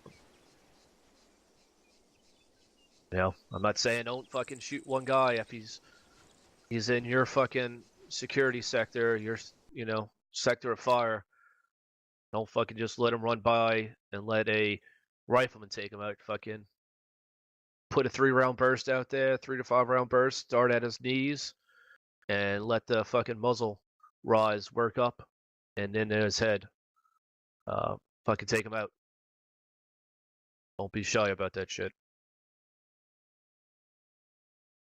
Next is the M320. That is a lightweight, compact, breech loading, single shot, 40 millimeter device launcher. So it can either be high explosive dual purpose, smoke around. They have many more munitions that is capable of firing out of the M320. Now, for high explosive rounds and high explosive dual purpose rounds, the max effective range of the M320 on a point target is 150 meters, and for an area target is 350 meters.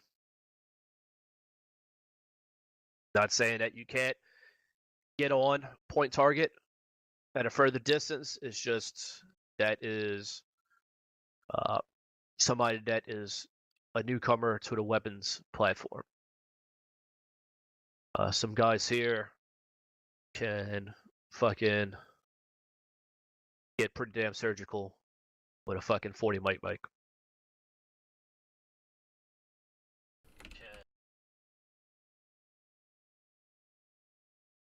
Since I'm on a 40 mic, just a quick thing. HE is high explosive. That's fragmentary. That's good for soft targets. The HEDP, which is high explosive dual purpose, has more of a penetration. So it will work against BRDMs, and BTRs. But that will be discussed on day 3. Now, next weapons platform is the AT-4. That is a lightweight, self-contained anti-armor weapon consisting of a free flight, pin-stabilized rocket-type cartridge packed in an expendable, keyword, expendable, one-piece fiberglass wrap tube. Your rifleman, you have an AT-4, or you have another anti-tank weapon, which is the M72 Law. That is expendable, it's not reloadable. So you shoot, you fire the weapon, you hit the target, you fucking drop it immediately and pull out your rifle.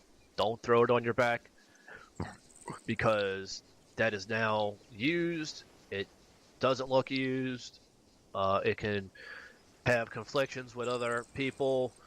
If another piece of armor rolls up, you know, it can make you look silly and possibly cause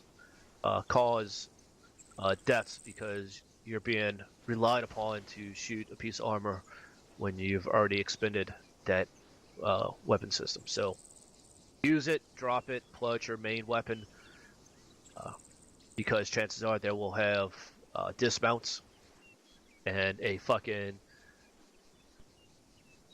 AT-4 Law on your shoulder is not gonna fucking do any more damage. So might as well have your rifle unslung. All right, so the AT-4, the tactical engagement range of the AT-4 is 250 meters. That's not saying it can't go further. You can go up to 400 meters. But after 250 meters, it starts losing fucking velocity and its ability to effectively punch through armor. So, obviously, the closer the better. But it is good out to 400 meters.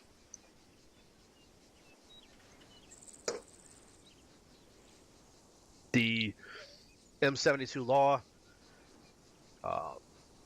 is also a expendable AT package. Its engagement range is less than the AT-4, obviously because it has a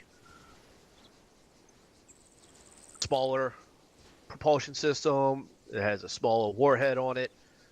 So obviously the engagement range is not going to be 250 meters. I personally wouldn't shoot out anywhere past to 150, 200 meters with the M72 Law. At that point, you really are gambling on whether or not you're going to have penetration. You might have a good hit, but it may not penetrate the armor. Next weapons platform is the M240 Bravo. This and the next two platforms are utilized by the weapon squad. The M240 Bravo is medium machine gun. It shoots the 7.62 by 54 rounds, so it shoots the bigger 7.62 round. It does come in available M993 ammunition, which is armor piercing. Their reach is the effective area fire of the M240 Bravo is 1,200 meters.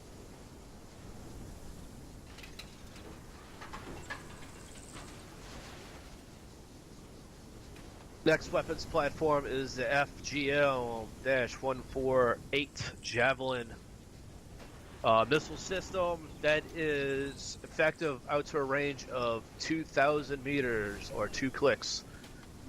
Locks on using thermals. A fire forget, you pull the trigger after it's been locked on, and you can fucking walk away, and it will track its target and hit it with fucking deadly effect and high accuracy. Very high accuracy. Javelin system is a strictly anti-tank, well, anti-armor round. You won't see it used much on anything lower than a BMP. Even a BMP shot with a javelin is kind of a waste. But the javelin is good out to 2,000 meters. The M3 Moz, or the Carl Gustav, is a shoulder-fired, reloadable anti-tank rocket launcher. It reaches out to 900 meters. It can be shot past 900 meters with the little Kentucky windage, you would say. But it is effective to 900 plus meters with devastating effect. It's reloadable. Just like the 240 Bravo, the Javelin, and the Moz, all three of those weapon platforms are crew ran. So it takes two people to utilize it. One person as a gunner, the second person as a ammo bearer and or their battle buddy. Fucking two peas in a pod. They work together. Just because you're a fucking ammo bearer doesn't mean you're any fucking less of a fucking a person. You're just as important as the shooter. You get in his ranges. You're fucking his guardian angel. You're his battle buddy. And you help feed the contempt and hate into the fucking weapon system. So don't think just because you're an ammo handler, it's a shitty job. I started off there. I learned from a pretty good guy on the Moz. So it's a place to start off from. It's fun. It's definitely unique compared to a rifle squad. Alright. So moving on. So we got organic munitions. That's going to be our throwables. First off is the M67 fragmentary grenade. It's very dangerous to use this because it's just not in one direction. It throws out shrapnel 360 degrees. And it's fucking unforgiving. It doesn't care who's where. So be careful when using this.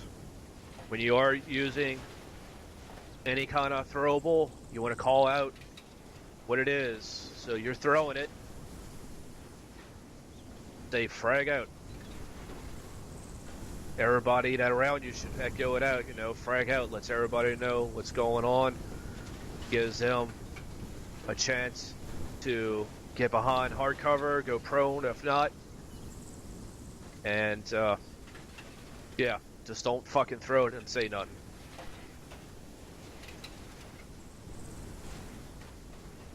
The next throwable is a M18 yellow or white smoke grenade. That is used for our concealment, more so yellow. The enemy likes to use white, so we use yellow. Even though white is SOP, most of us, if not all of us, are carrying yellow smoke rounds. Copy, Sergeant. So yellow and or white is for concealment. Not cover, but concealment. Now there's a green smoke grenade that is for marking friendly positions. If there is a friendly cast run coming in, you will mark your position with a green smoke grenade. So when that's popped, don't go wander off. Don't throw the fucking green smoke grenade away from your position. You can toss it like 5-10 meters away so it's not fucking filling your spot up with smoke, but keep it close. So green is locating or marking friendly positions. Blue smoke is a broken chain of command. Simple as that. Broken chain of command. Blue smoke. Red smoke is identifying enemy position. I personally don't like carrying red smoke on me because if you can throw a fucking red smoke on enemy positions, you need to be firing on it with your fucking weapons. Now it comes in a different when you can shoot red smoke out of your fucking grenade launcher, your 40 white mics, then that's a different story because you can't throw a fucking red smoke 350 plus meters away. But you can fucking lay one out there with your 40 mic and mark a target for a cast run. Next is purple smoke. Purple is reserved for our medics. It indicates a mass casualty. Only a medic is allowed to call what is and what is not a mass casualty and to pop a purple smoke. Last color is orange. Orange indicates a danger area. So it can be either a fucking marking an LZ or marking a place where demolition has been put down.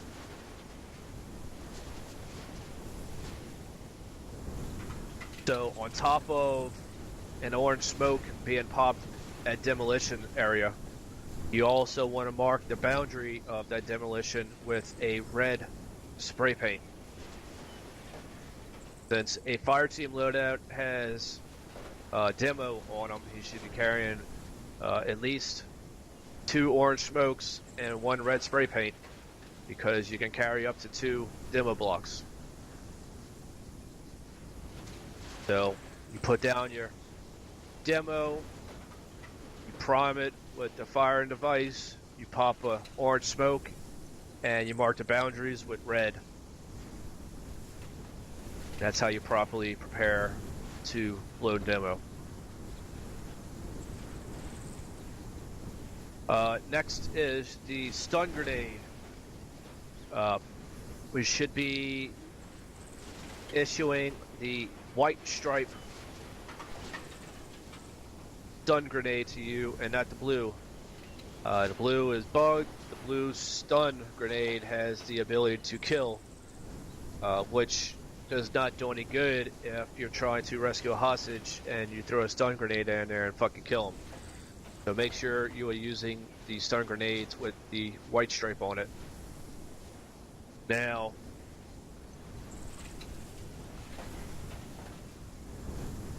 if you happen to throw a stun grenade in there, go into that area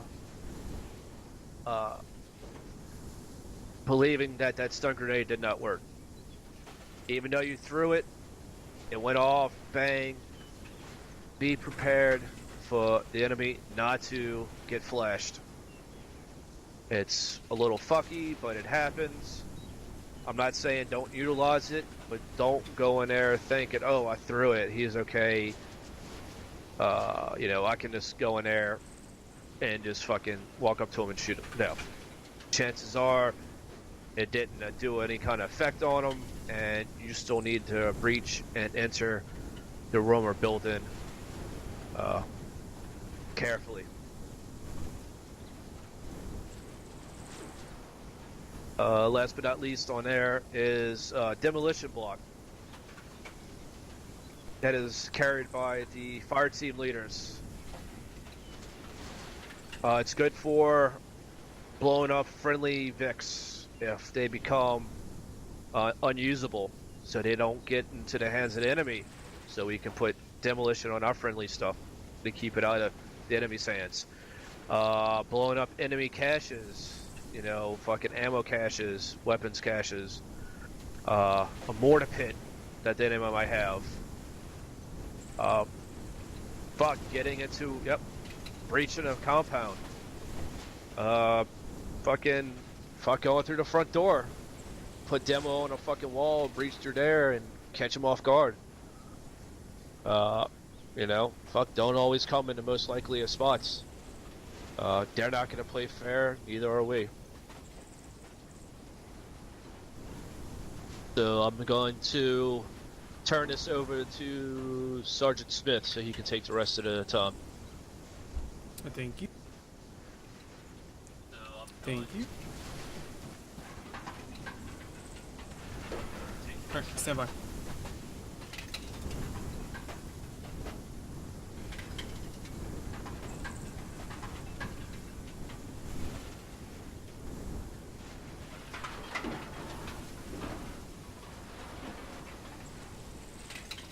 Alright, can everyone hear me? Can you all hear me? Yes or no? Yes, sir. Okay. Yes, sir. Okay.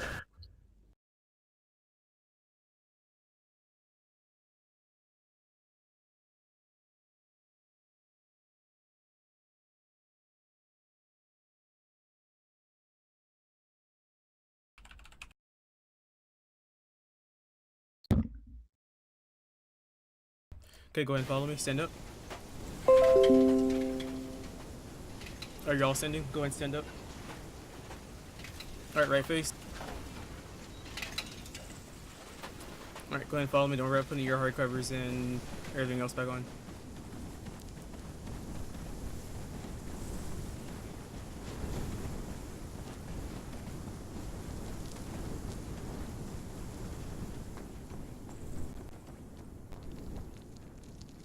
In here. Private Carey, use your scroll wheel to stand up. There you go.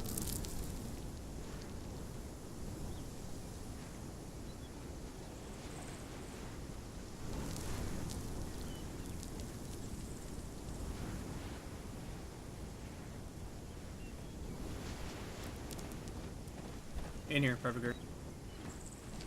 Alright, go to the arsenal box. This contact box right here. The one that you see with no netting on it. Go ahead and go to the arsenal. Select your rifleman loadout.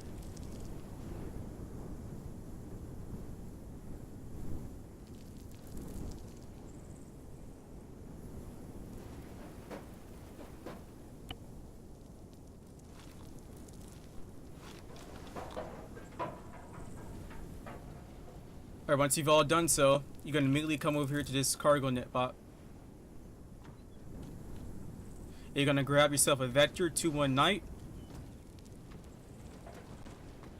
and a radio. From now on through today and every other day. And then after you get into a billet, you're always going to realize as soon as you load in, when you get in your loadout, you go straight to that box, go in arsenal, get your respective billet, get that loadout. You go straight to the cargo net box and grab yourself a Vector 2-1 Knight and a radio. Private Carey, do you not have a rifleman loadout? I do, it's just not loading. Sergeant, before you get him situated with that. Alright, come follow me, you two. Roger that. Alright, once you get your loadout, you're going to go ahead and get somewhere around this assembly area, and you guys are going to go crouch, one behind the other. Yeah, it does. You're going to form in a file. Go form a crouch, one behind the other. Usually the person in the front will be the fire team leader, followed by everyone else in the rear, but you'll learn that more during the beginning of day 2, which is this Thursday. You're going to sit here, and then you're going to wait for further orders. And like I said, you can learn that during the beginning of day 2, which will help you out for the next 2 days. So like I said, from here on out, for the rest of the days, when we tell you to get your load out, you immediately get it. You go get your radio and everything else. come out here to assembly area, crouched, one behind the other, and respected by your teams. One team will have each file. Wait for private carry.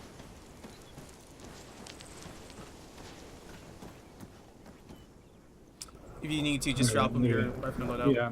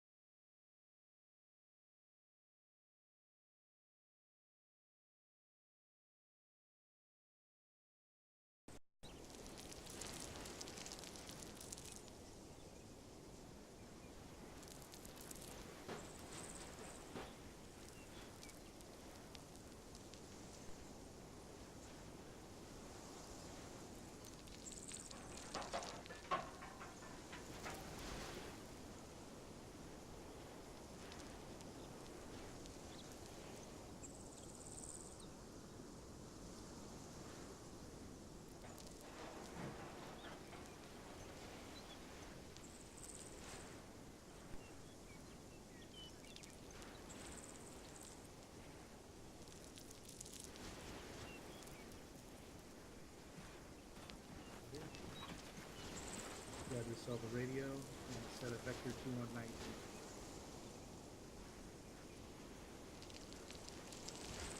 Make sure you put the vectors in the binocular slot in your inventory in the top right.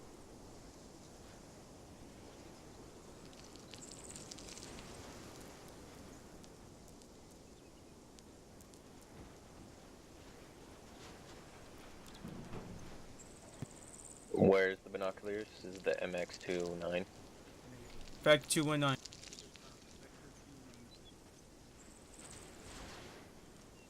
Is that all I'm grabbing?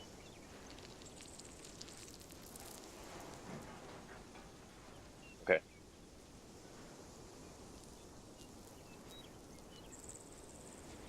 Join your brothers out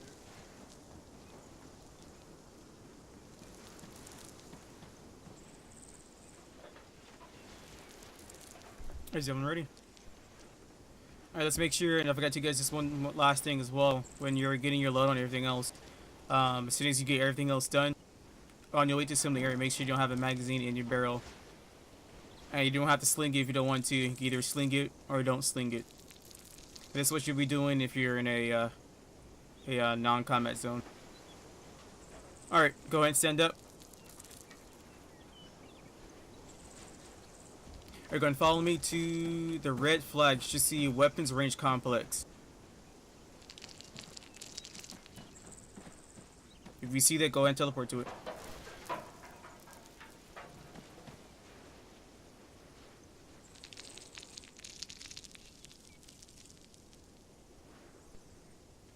Alright, follow me.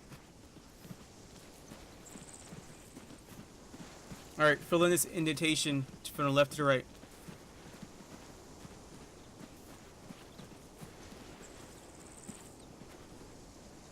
Okay. Alright, first off, go ahead and press your escape P1, goes right to our option. So escape, configure, controls. Then under show, you're going to select weapons. You're going to scroll down to your halfway.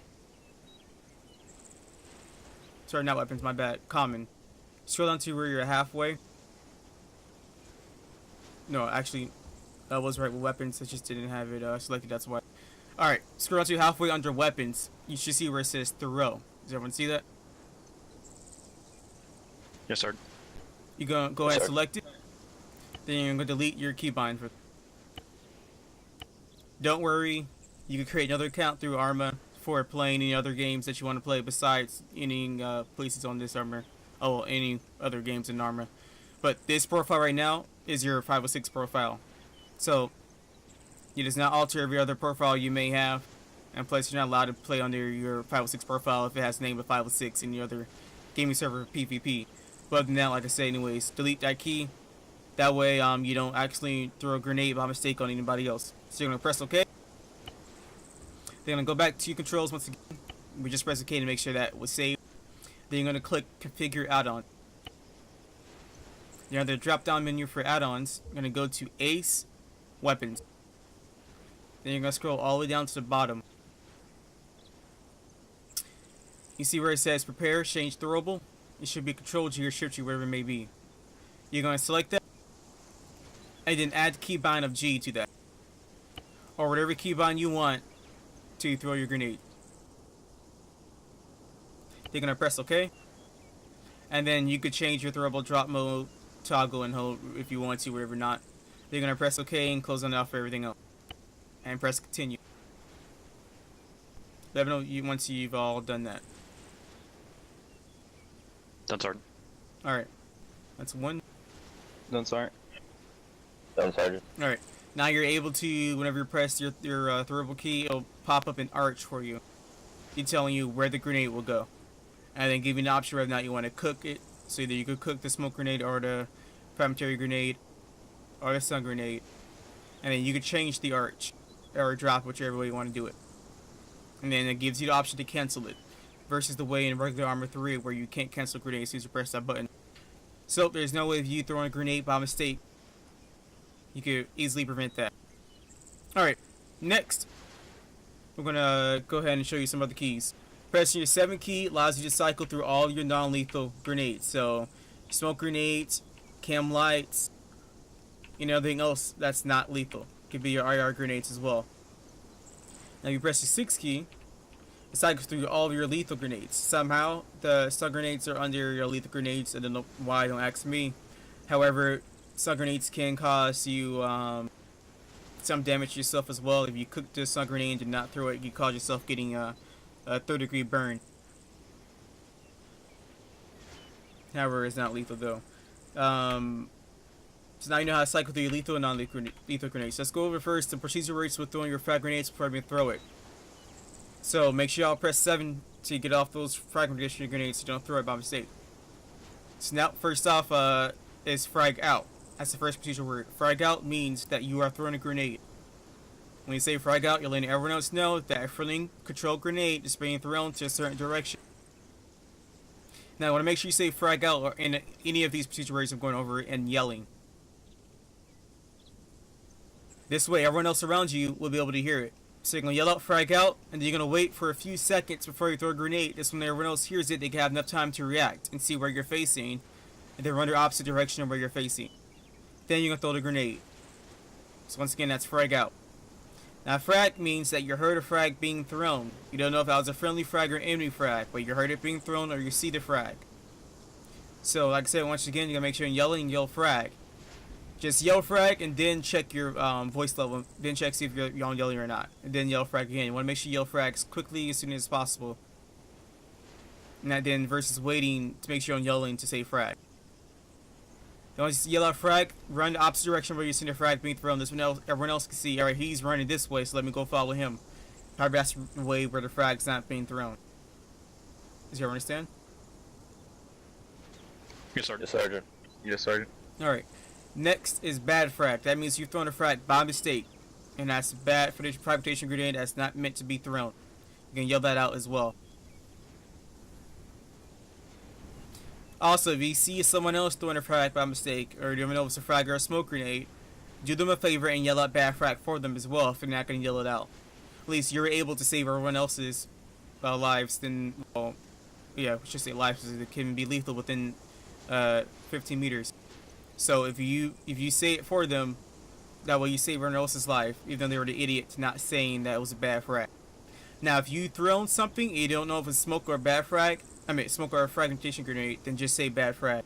So if it was smoke, you're not nowhere in trouble. You were now known for being very cautious of what you've been thrown if you don't know what it was. But you just gotta be careful and make sure that you know what you're throwing. Any questions with the 3 procedure words I went over? No, Sergeant. Okay. Alright, like I said, next, make sure we call out bad frag. We don't be the person throwing the frag and we didn't call it out. And we knew for sure it was a frag. Because you will get counseled for it. And it's the worst thing you ever get. Well, worst thing ever happened to you when you throw a bad frag and you didn't call it out. Versus calling out and just being told, hey, don't do that again. Alright, we'll continue on towards getting ready to throw that frag. Alright. Now, every procedure where I went over is that you gotta make sure you echo everything out. So if I said bad frag, then your guy's job is to echo that out and say bad frag as well. We gotta make sure everyone else heard that was a bad frag. Then along with that as well, if I said frag, you're gonna echo that out. If I said frag out, you're gonna echo that out. We wanna make sure everyone else heard that so they can be prepared to go the opposite direction. Alright, so now is based off of whether or not there's cover with you when there's a frag being thrown.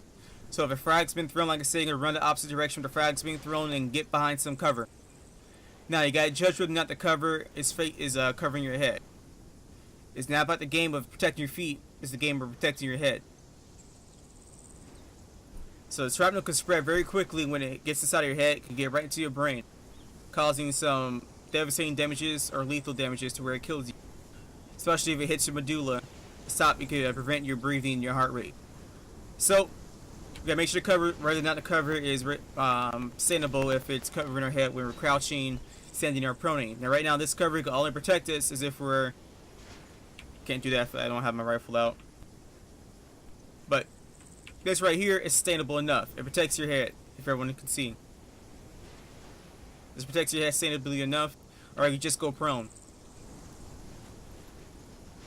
Now, if the cover like this rock wall right here, or this stone wall, can protect you crouching. This green wall right here can protect you while standing. You gotta figure out what your cover is and how can you judge it to assist you whenever a frag's been thrown. Now, if there's no cover by you that gives you where you have enough time to run towards, such as if the cover is that green wall all the way back there and a frag's been thrown, then you know for sure you can't get behind cover enough time. So, the way to protect yourself is to run for about a second away from the frag. What I mean by running, you're actually going to run. You're not going to jog. You're going to run away from the frag, and then you're going to hit the deck. Now make sure I get within your view. So you hit the deck just as this. And does anyone see what specifically I am doing right here? Keeping your head away from the frag. Yep. Your head's facing away from the frag, feet facing towards the frag. You can't protect both your feet and your head. You're facing this way. Don't try to compensate to save your feet. We want to make sure that we have maximum cover to our head, so the shrapnel does not leak through it or get into it. Because we can make it out there alive with shrapnel hitting our leg, and we could get it fixed. Or you may come out there with just one leg. You never know. Versus having our head chopped off because shrapnel's spraying off. You can't live with a severed head. So, those are ways of protecting yourself. So, yes, you're welcome, gentlemen. You don't have to say thank you, Sergeant. I'll need it. But you're welcome and keeping yourself alive. Alright, any questions with that? No, No, Sergeant. Sergeant. Alright, No, Sergeant. so let's go and press the 6 key to make sure we get our M67 from this grenade selected. Let's get ready to prep for throwing. Now, I'm going to be doing the demonstration right now. Don't throw your grenade. I'm just showing you how to throw it. So, I press my 6 key. I'm getting ready to frag something. So, there's an enemy hiding behind that rock wall, but I cannot seem to shoot at him. I don't have a grenadier next to me. And I want to kill that coward as quickly as possible before he peeks out and take out the rest of my squad. So, I'm going to prep my frag. I'm going to press the G key. When you press the G key, it does not cook it. All it does is show you the arch of the grenade. Now, it gives you the option to either throw it by pressing your left click button, mouse button, sorry. You can cancel it, right click mouse button. You can scroll wheel to change the mode. So either make it right on you or throw it far out. And then you press your middle up mouse button or your scroll button to cook it. Now, we're not going to show you how to guys cook it because there's a lot of idiots in this unit that will cook the grenade and forget to throw it. So I'm not going to show you guys how to do that. So, you're going to prep the grenade pressing G key, basically prepping it, and you're going to say frag out. About a second or two before you throw it. Alright, now I'm going to demonstrate it. Frag out. Frag out. Frag out. Frag out. It took you guys quite some time to say it. That's why I didn't throw it. I always do that. And make sure you hit the deck and get behind cover. I told you guys that, remember? Alright, so now I'm officially going to demonstrate it. Alright, frag out. Frag out. Frag out. Frag out. Frag out. As soon as the grenade cooks off, you can recover. Alright, any questions? No, Sergeant. Alright, No, Private Sergeant. No, Schaefer, Sergeant. go ahead and demonstrate it.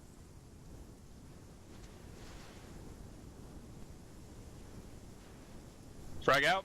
Frag out. Frag out. Frag out.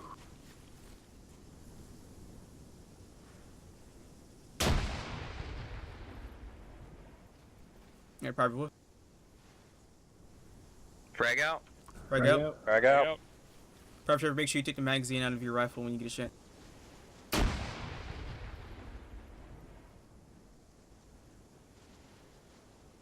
And then private carry.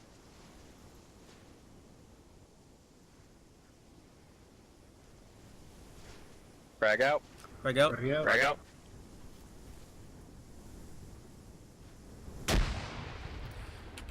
Alright, next thing I want to show you guys is go ahead and press your shift key, low key simultaneously. You should see an arrow pop up on the top left hand side of your screen. Does everyone see that?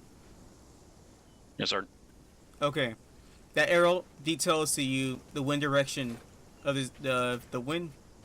Along with that as well, how fast the wind is going. It's the wind speed. So it's going about 4 knots towards our west. West-southwest. So now, 1 second. So now we know where the wind is going. We could keep this information with us for about 15 to 30 minutes. Then we got to recheck to make sure the wind hasn't changed. So you can easily just do this within your PCC, forgot where the wind is going, write this down, and then you can remember that without having to waste any smokes. So now we know where the wind is going. We can be able to accomplish a term called effective screening.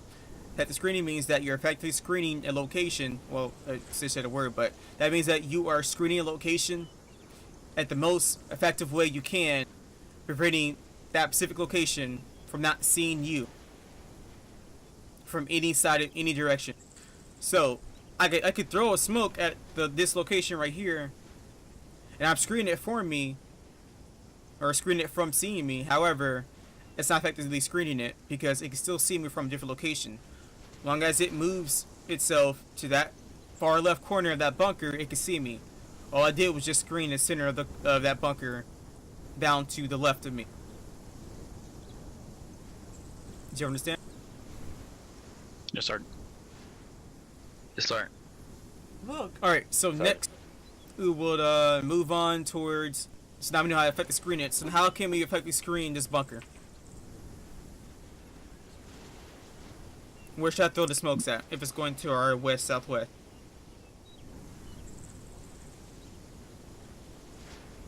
Now, trick question. Just point out where do you think it should be thrown? To the north. To the northeast side, Sergeant. Yep, northeast side. So I'm going to go ahead and throw that. I'm going to press what key to cycle through my non-lethal smokes or along the non-lethal grenade? 7, Seven, Sergeant. 7 key. And what smoke color do I use for screening? Yellow, sir. Yellow smoke. Alright.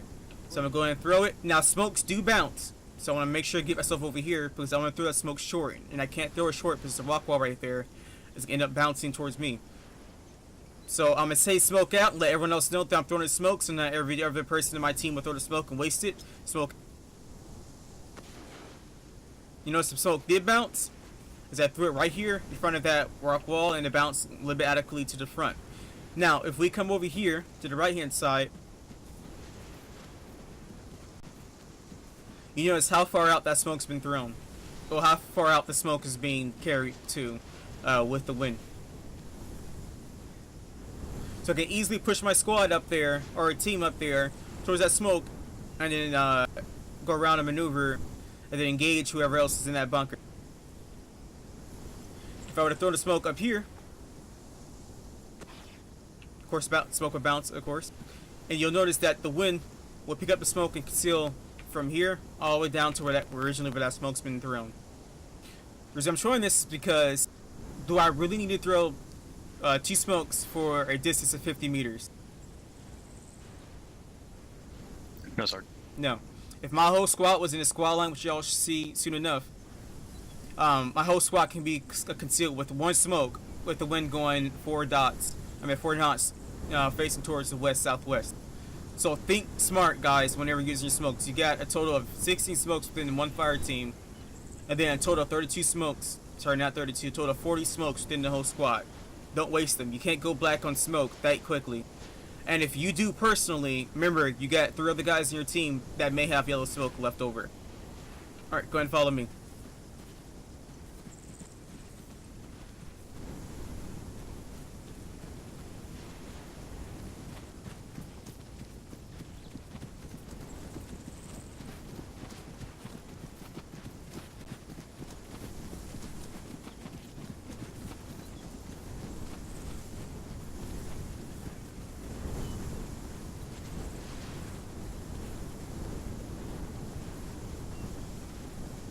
All right, go ahead and line yourself up along this sandbag wall.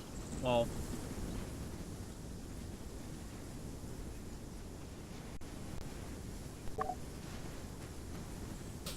right, put your earplugs.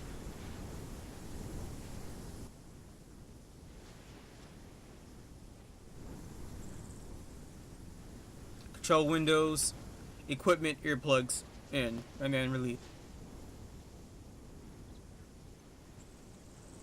Has everyone done that? Yes, Sergeant. Okay. Yes, Sergeant. Alright, I'm gonna go over some rates of fire. First off, sustained or effective. Sustained or effective firing, you're gonna release one round every 2 to 3 seconds. So you're gonna press and hold, not press and hold, but you're gonna pull the trigger and then release on semi-automatic fire mode. Does everyone know what semi-automatic fire mode is? Yes, Sergeant. So only one person. Yes, sir. Yes, Sergeant. Alright, don't let one person dictate everyone else's future. Dictate your own future. Alright. So that's sustained or effective. Sustained effective will sound like this. Alright, reloading. Alright, range yourself.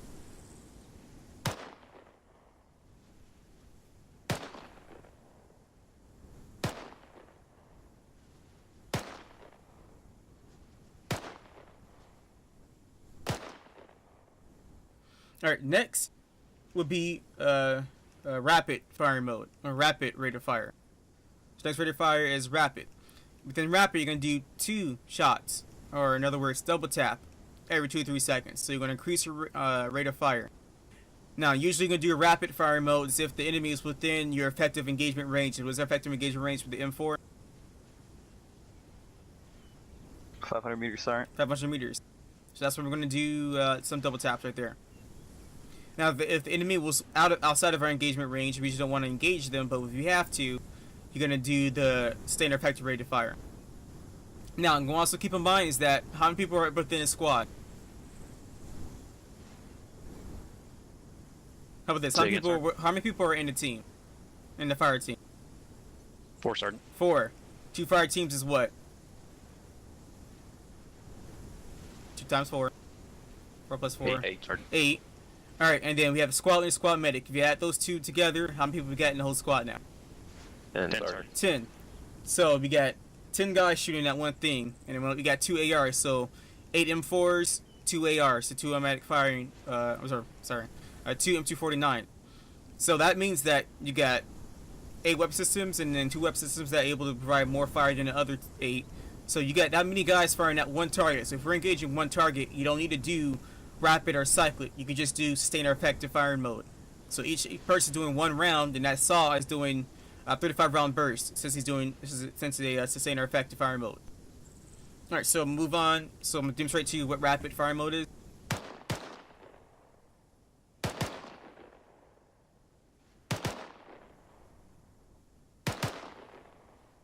So like I said, if your whole squad's engaging, or I'm sorry, if your whole team's engaging something, you do a rapid. Or if the enemy is within your effective engagement range. Now, if it's just you and your battle buddy, then you'll do cyclic. So cyclic, you just press your foxtrot key on what we call the fun key, and then you're now on your fully automatic firing mode. Does everyone know what fully automatic firing mode is? Yes, Sergeant. Yes, Sergeant. Okay. Yes, Sergeant. So you're gonna switch to automatic firing mode, and you're gonna do effective firing mode. I'm sorry, cyclic firing mode, and cyclic rate of fire is 3 to 5 round burst every 2 to 3 seconds. So you're gonna press and hold to the trigger, and then release, to where you know you've accomplished 3 to 5 round burst. Now, like I said, we're gonna do this if there's only you and your battle buddy engaging targets, or if the target is within 100 meters. So if they're dangerously close to you, then you'll do your cyclic rate of fire. So I'm going to demonstrate that to you, how it look like, or sound like, I should say. Reloading. Now, whenever you're out of rounds in your magazine, you're gonna call out reload and let everyone else know that you got 1 extra gun down. Not 1 extra, but 1 gun.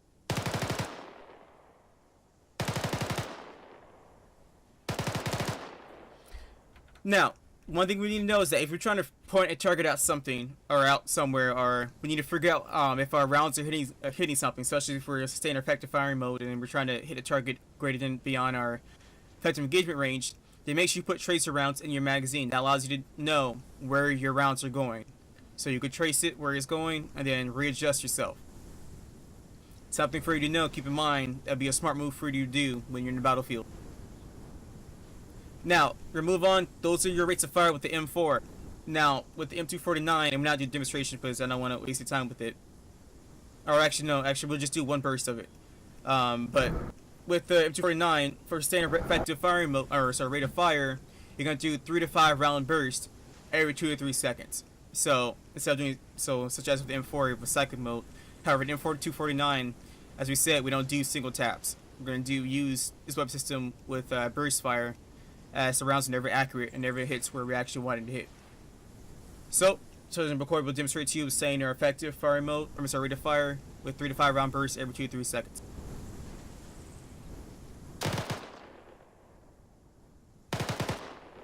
Alright, ceasefire. Next is rapid. Now rapid, like I said, same thing with the M4, you're doubling your rate of fire. So no longer 3 to 5 round bursts, you're going to do 6 to 10 round bursts every 2 to 3 seconds. Either the target has gotten close to you within your engagement range, or it's only you and your fire team engaging targets. So Sergeant McCoy will demonstrate that to you.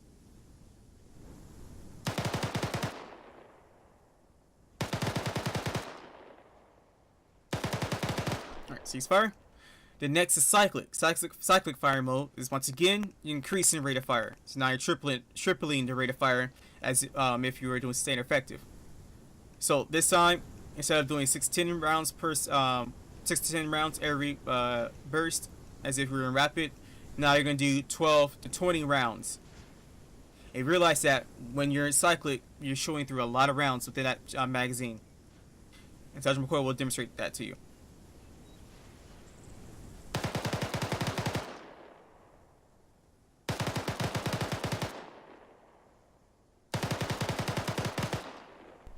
Thank you, Sergeant McCoy. Now, usually you do this if it's just you and your battle buddy. And now there's a term called talking guns. Within talking guns, you don't do the cyclic fire rate of fire. You're gonna be doing the staying or effective 3 to 5 round bursts. You don't need to waste that much ammo because essentially, actually, though, you're kind of actually in reality, if you think about this, the perfect world, you are talking non-stop with you and another person with an AR. So if you're doing your burst and another person doing their burst, you guys aren't actually giving the infantrymen enough time to poke back out. So that's why you don't need to do cyclic, because 2 of you are engaging 2 guys with more than 1 round. Now, if you're the only person engaging, if you're just with the M4, then you're going to do cyclic still, but however, you're going to decrease the amount of time between the rates of fire. So you're going to do cyclic 3 to 5 round burst, but every 1 to 2 seconds instead of 2 to 3 seconds. If you had an M249, you would do 12 to 20 round burst every 1 to 2 seconds if you're by yourself. But you'll never be by yourself, you're always going to have a battle buddy. But if your battle buddy's down, then you do that. Any questions to the rates of fire? No, Sergeant. No, Any Sergeant. questions with reloading? Saying the term reloading whenever you're reloading. No, Sergeant. And No, if you need Sergeant. to know how to switch between your tracer rounds and your regular rounds, or sorry, tracer magazines and regular magazines, scroll wheel, and then you can select to reload. And then lastly, you always want to engage the most greatest threat there is to you first. So let's take it, for instance, this range down here. You got a BMP and a BTR. Who do we engage first? BMP, Sergeant. I'm judging with y'all know whether or not a BTR and a BMP is. Okay, you can engage BMP first. BMP 2 and BMP 3, notice later on during day 3, both have autocannon, so engage BMP first. Now, if you have a BMP and a BTR-AD Alpha, BTR-AD Alpha has an autocannon, 30mm autocannon, who you're going to engage first? BTR-AD Alpha, you can engage BTR-AD Alpha first. So you're going to engage the greatest threat first to the infantrymen, to us. Now, if you have a squad against us, you got a squad and then a team with an RPG gunner. You're going to engage a team with the RPG gunner first, because the RPG gunner could launch 1 round and take out the whole squad online right here. Could take us out with 1 round versus the whole squad.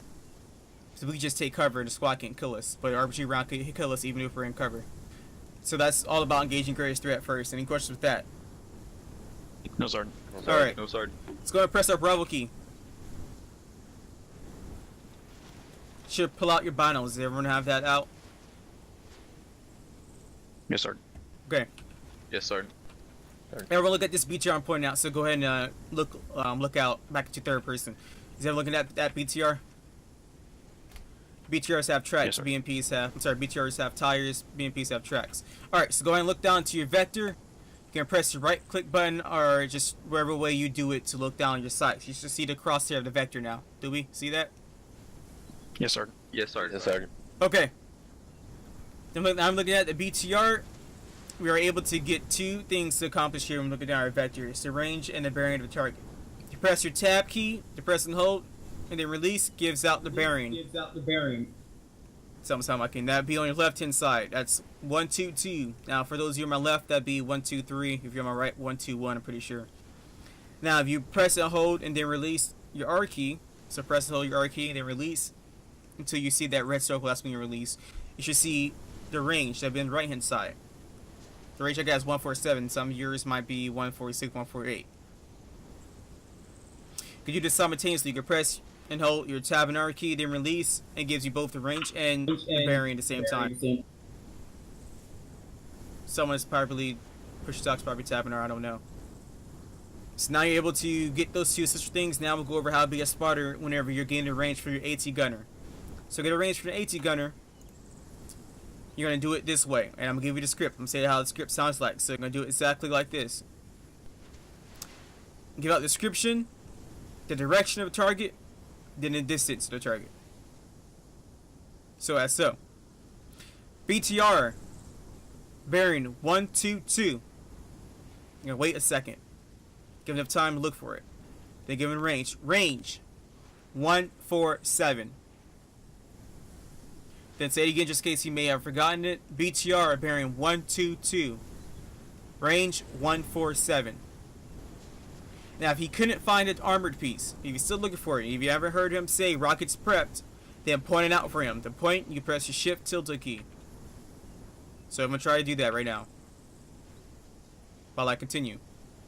He'll point it out for him. Now when he says his rocket's prepped, then he'll say clear backblast. When he says clear backblast, that's a preparatory, no, not preparatory command, but that's a command to let everyone else behind him know to get out of his backblast. You can wait from behind him. His backblast is somewhere, I'm using private carrier as an example, somewhere around here. If someone's somewhere around here and you launch that rocket, that'll knock the person out. So, it's your job to look behind your AT gunner and make sure his backblast is clear. The reason why it's your job is because he has to keep his eyes on the target. Keep his eyes on the prize to make sure that that armor piece is not get out of his line of sight and does not forget where it went. Because if I turn around and the BTR moved forward for about 20 meters, now he's behind some cover. And I don't know if he either went forward or backwards because I saw him between a building, no longer see him. So you got to make sure that you keep your attention on that BTR so we don't lose track of it. Especially if it's an armor piece with an autocannon on it. Once you give him that range, once he says clear backblast, if his backblast is clear, you tell him backblast is clear. If it's not clear, then tell him backblast is not clear. Then you tell the person behind him, get out the way. Say any kind of way you want to say it.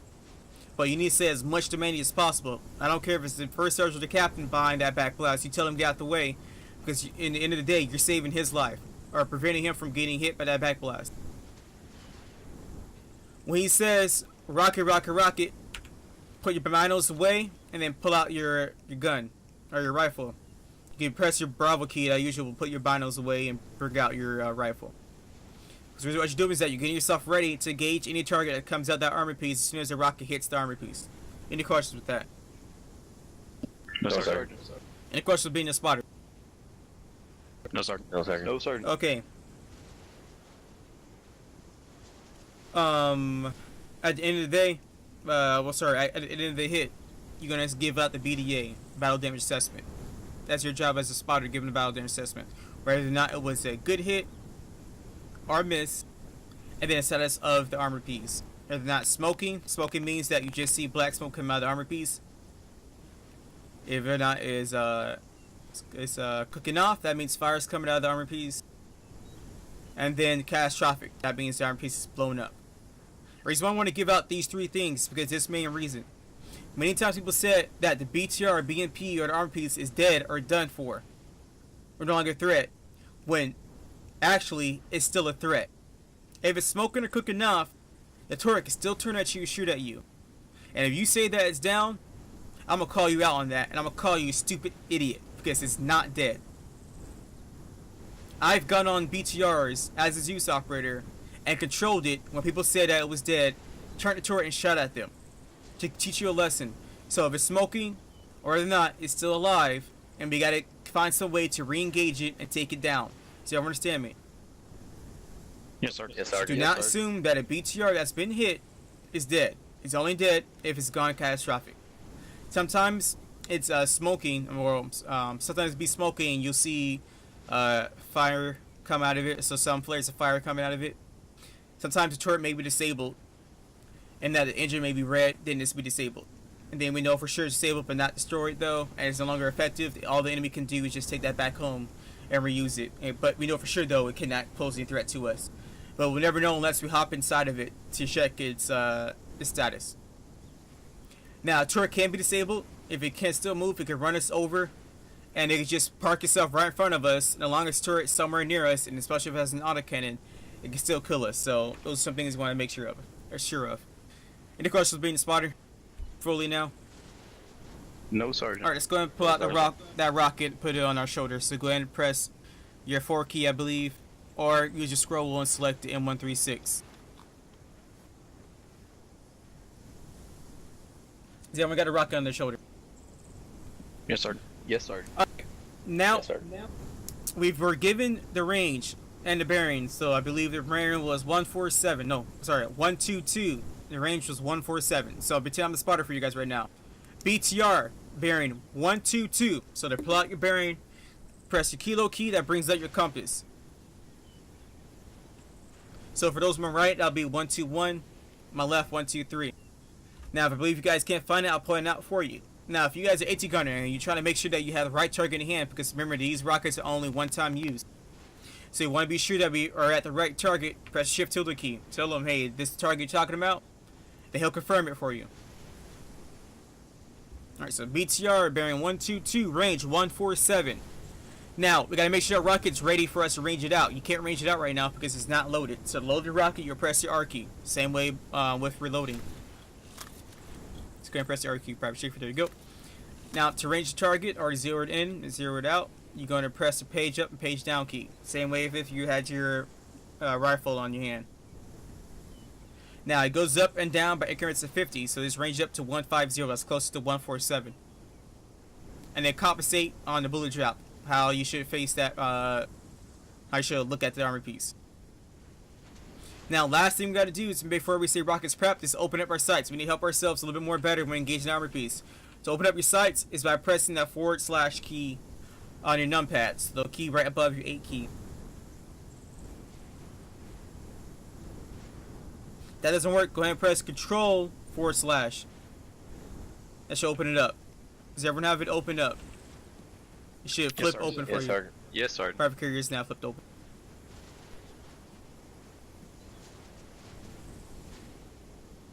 You press your / key above your 8 key on your numpad. If that doesn't work, press your Control / key. And if that doesn't work, then that means your keybind is something different. So we don't worry about that. Alright, now our sights are open or not, whatever, but if as long as you're able to see the target a little more better, then we do that. Now, the reason why you open it up is because it allows you to see the target if it's closer to you. You'll close it if the target's further away from you. So now we have eyes on it and everything else ready to launch that rocket. You say rocket prep. So go ahead and say rocket prep. Rocket prep. Rocket prep. The next thing you'll say is clear back blast. So go ahead and say it. Clear back Clear blast. black blast. Always gonna say this. Do not forget to say it. So you say clear back blast, and then are you gonna look behind you to make sure your back blast is clear? It's a yes or no Say question. again, Sergeant. Are you gonna look behind Yep. yourself to make sure your back blast is clear? No, No, sir. sir. No. The only place you look behind yourself is if you went slowly by yourself, take out an armor piece because your body buddy is dead or down, or there's no one around you, or whatever, and you went to hunt for the AT or the armor piece. You should never go by yourself. But wherever the situation may be, though, if you have to look behind yourself, clear your back blast, and do so, but do it quickly. Look by myself, alright, it's clear, I'm gonna launch that rocket. Now, when your spotter says it's clear, then you're clear to launch it. Now, do not launch the rocket, even though I said you're clear to launch whatever. However, though, if you said clear backblast, the spotter looked behind you and said backblast is not clear, you gotta say it again. So say it this time in a demanding way. Very angrily way. Clear backblast, like you're telling that person to get out the way. I don't have any time to wait for you. Now, the person does not get out of your way, or the spotter still say your backblast is not clear. You're clear to launch it. But this time you're gonna say rocket, rocket, rocket 3 times. Now, if your backblast is clear the first time and he said backblast is clear, then you'll just say rocket 1 time. Rocket, and then launch your rocket. Now, once your backblast is cleared, or you said a second time the backblast is not cleared, you're going to say rocket once or 3 times, depending on the scenario, whether or not it was clear the first time or not. Then you're going to wait a second before you launch it. So, rocket. And then you're going to launch the rocket. Then immediately drop the rocket on the ground and pull out your rifle. But just try to pull your rifle first. Drop the rocket once the targets have been engaged that dismounted the armor piece. Any questions with that? No, Sergeant. No, Sergeant. Question No, being an AT gunner. No, No, Sergeant. Sergeant. Okay. Then check yourself. Sometimes those of you, if you're a spotter or an AT gunner, sometimes you might be bleeding. And also be careful whether or not there's stuff behind you. If there's a wall behind you guys, backblast can bounce back and knock you out after you launch that rocket. So be careful with stuff like that. And spotters, check for that as well for your AT gunner. Alright. And then call up to your actual this is Alpha, or I'm sorry, call up to your team leader that you're black on AT now, so then your team leader can call up to your actual know you're black on AT. Alright, nothing else. Let's go ahead and split you guys off. Private Carey and Private Schaefer, go to the right of that ammo box, or the arsenal box. Sorry, left. Go to the left, right next to that ramp. Alright, Private Left, come over here. I'll be your spotter. Alright, you two decide whether or not be a spotter or the AT gunner. And you're free to launch your rocket whenever you're ready. Yes, Alright. Sergeant. Ready, Private Left? I can be. Alright, Alright, BTR 80 Alpha. Bearing 154. Range 207. BTR 80 Alpha, bearing 154. Range 207. bearing 117. And when you guys call out clear backblast, make sure you're on yelling as well. Range is 185. Alright, what's supposed to say next, Private Left? Down there. Do I call clear backblast now? You can say that as well, but don't forget to say that your rocket's prepped. But another way for you to say that, just say clear backblast. But yep, say it. Clear backblast? Alright, backblast is clear. Fire when ready. Rocket? 186 meters. Eyes on target.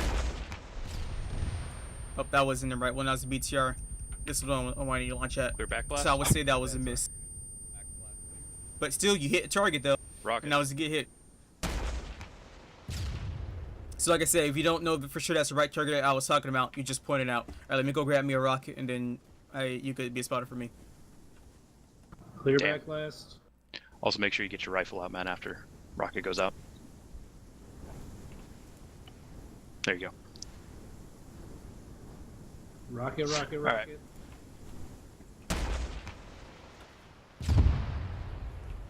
Alright.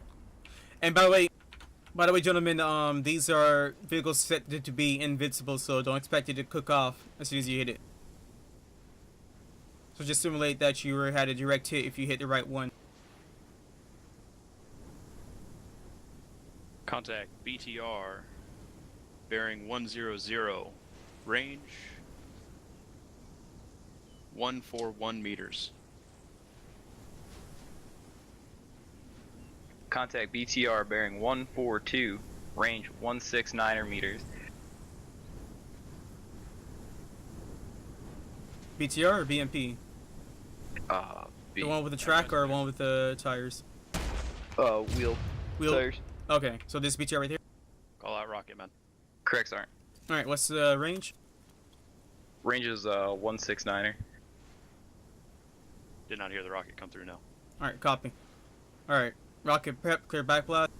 Solid hit, though. Backblast is clear. Alright, rocket.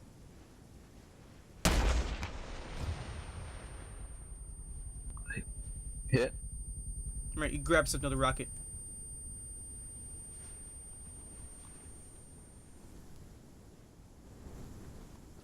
You guys can grab another rocket from the arsenal here if you want. Schaefer, you're bleeding. Patch myself up. Sorry. Oh, yeah. So, yeah, just, if you notice that, you got hit because he was at an angle right there. The back blast is super wide, the cone. It's really hard to tell where it is, so... Just like keep an eye on that. the rocket spot and then grab the rocket. Yes, sir. Yeah, you guys are clear to pick one up and keep going.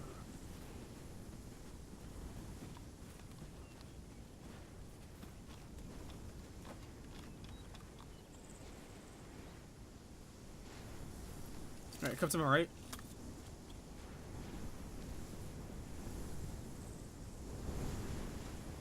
Alright, BTR bearing 122, range 208. One with the stranger turret. That's a BTR AL. Turret looks a little different than the other one. Yeah, we Rocket prep.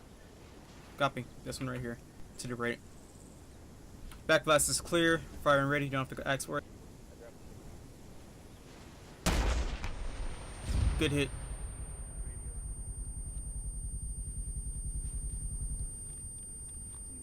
Right. No, I grabbed Yeah, it from plot the your arsenal. vinyls. I forgot. Ready whenever you're ready.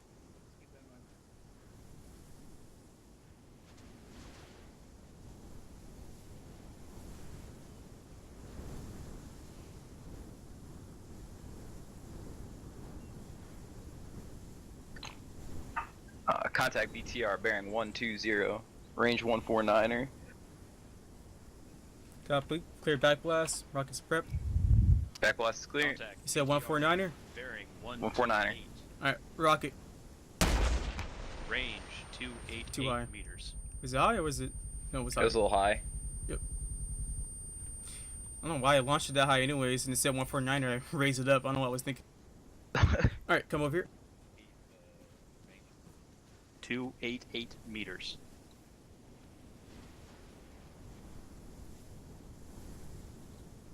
Alright, get in front of me.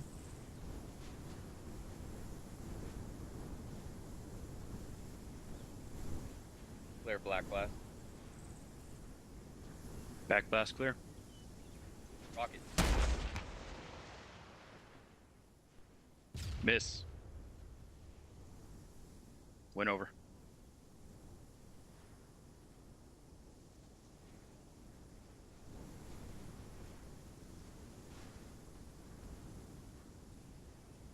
Do we need to get over there, Sergeant? Nope, just finish up the last guy.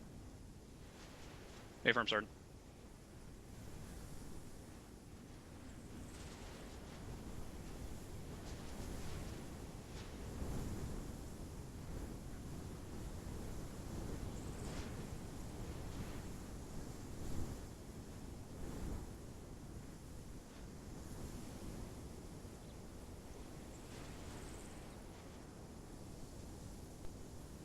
Oliver Young.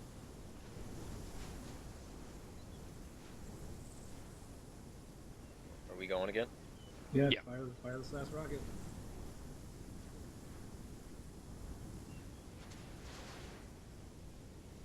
Carry your spawn then. Yeah, no, my knocks are gone. Alright, stop. Come back. Bring your backpack.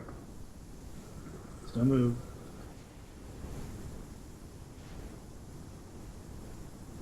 Alright, some vectors in your backpack. Put them in your binocular slot. Thank you, Sergeant McCoy. No problem. You guys okay over there?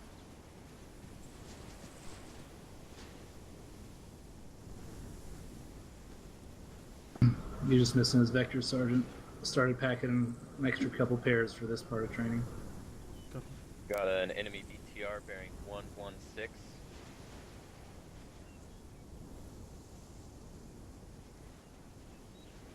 The distance of 187 meters. Eyes on.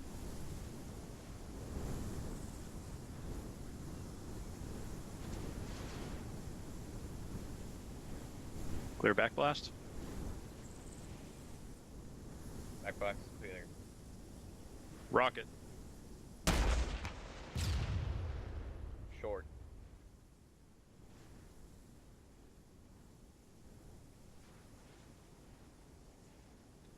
Alright, man. Alright, just sling your rifle. And go crouching, and y'all be standing up all day. Thank you, Sergeant. How do I sling my rifle, Sergeant? You 0P. Above your papa and whatever it was supposed to be. Alright, there you go. Alright, let's see here. Alright, now to show that, you know, Sergeant Margiata and I are getting old, so that we were able to stand up. Alright, let's see where we're going next here. Alright, so that's in as much as we can tell you guys for today. Class is only 3 hours and not required to keep you guys on any more longer, and we don't want to keep you guys any longer anyways. Day 2, beginning of day 2, we'll just pick off right off where we didn't go over, which was formations. And we'll go formations, then we'll continue the rest we're supposed to go over during day 2. Hope we have enough time, we'll end it off with CQB and then mount, hopefully. Now, with anything said like that as well, though, for everything else here, though, Sergeant Margiela and I are your direct training command, so if you have any questions, go ahead and send them to us via forums or through TeamSpeak if we're online. You can tell automatically if we're online by just connecting and looking for us. Just send a poke or a PM. Pick either or. I don't mind taking either or, as long as you are able to reach me and that gets my attention. Now, if we don't respond, don't give up. Since the PM, we will respond immediately. It goes straight to our email. So try to do that. Now, those are questions that are related to OSUT. I don't want you guys asking any other person in this unit any questions that are related to OSUT, because they will give you most likely misguiding information that will not improve your standing and your guidance throughout OSUT. So any questions related to OSUT, come to us. Now, anything else outside of OSUT, you can ask any other person any other question about the Liberation server, what's better for you to have for mods or whatever. You can direct it to them. You got a squad leader, a team leader, a team member, anybody. Now, one thing though, who you shouldn't be asking though, is the captain, first sergeant, and first lieutenant. They may be in their channels, but they may be doing something very important that you don't want to bother them, and usually they be streaming their channels. So don't be the idiot that hops on and say hello, hello, and then get kicked out of that channel, and then you're gonna be made fun of about that for the rest of your life. So be careful with that. Do you understand me? Yes, Sergeant. Yes, All right. Sergeant. Now, usually you see a couple of NCOs in their own channel. It might be courtesy enough for you to PM them and ask them, hey, don't mind if I hop on or hop up in the channel. This way you don't interrupt anything if they're doing something private. All right. Okay. In Yes, addition, you guys are free to fill in for any squad trainings that you want to fill in for. The squad training coming up on Thursday. Depending if we, you won't even have time, so just ignore that. But squad trainings are on Thursdays, Fridays, and Sundays and Mondays. Now, third platoon will be having up to training on Saturday evening at 1900 Eastern. And then the first platoon has their training. Second platoon has their training this coming Sunday, early in the afternoon. So you guys can fill in for those as well. But you cannot fill in for any task force level operations, such as the operation coming up this Sunday. Does everyone understand me? Yes, sir. Yes, sir. Okay. You guys have any questions for it? No, Sergeant. No, Sergeant. No, Sergeant. Sergeant Marcia, you have anything for these gentlemen? No, thank you, Sergeant Smith. Just besides keep up the good work, and see y'all on this Thursday. Remember, 15 minutes. Be in the classroom 15 minutes early. Well, that's on time. So, but that's it. So continue to good work, gentlemen. All right, thank you, Sergeant Margetta. All right, as you gentlemen know, being on time means 15 to 30 minutes early before the start time. If you want to be early, you got to be on an hour before the start time. So it doesn't mean to be on time. Now, rhetorical question is actual question. What does it mean to be on time? Be 15 minutes early, Sergeant. There you go, 15 to 30 minutes early. Or 15 minutes on, 15 minutes before start time. All right, if you guys have no more questions or any other comments, go ahead and send that attention. All right, you are dismissed. Enjoy the rest of your Tuesday night, and we'll see you on Thursday. Thank you for the train, Sergeant. Thanks, Sergeant. Yep, we're here anytime. All right, good train. All right. Paperwork's done. I'm gonna go sit in on Sergeant Munson's class. Copy. Yep, same here. Need yeah, I'll get you over there. TP in your boat. Alright, got it. Copy. Alright, brother. See you later. Alright, thank you guys for watching the stream. You guys take care. See you guys on Thursday when I stream again. I might be streaming on Wednesday, tonight or tomorrow, depending on the circumstances. But just try to stay tuned. Follow me, and then you'll be able to get the alerts and know when I'm streaming. Or subscribe to my YouTube channel. You get others I'm streaming as well on YouTube.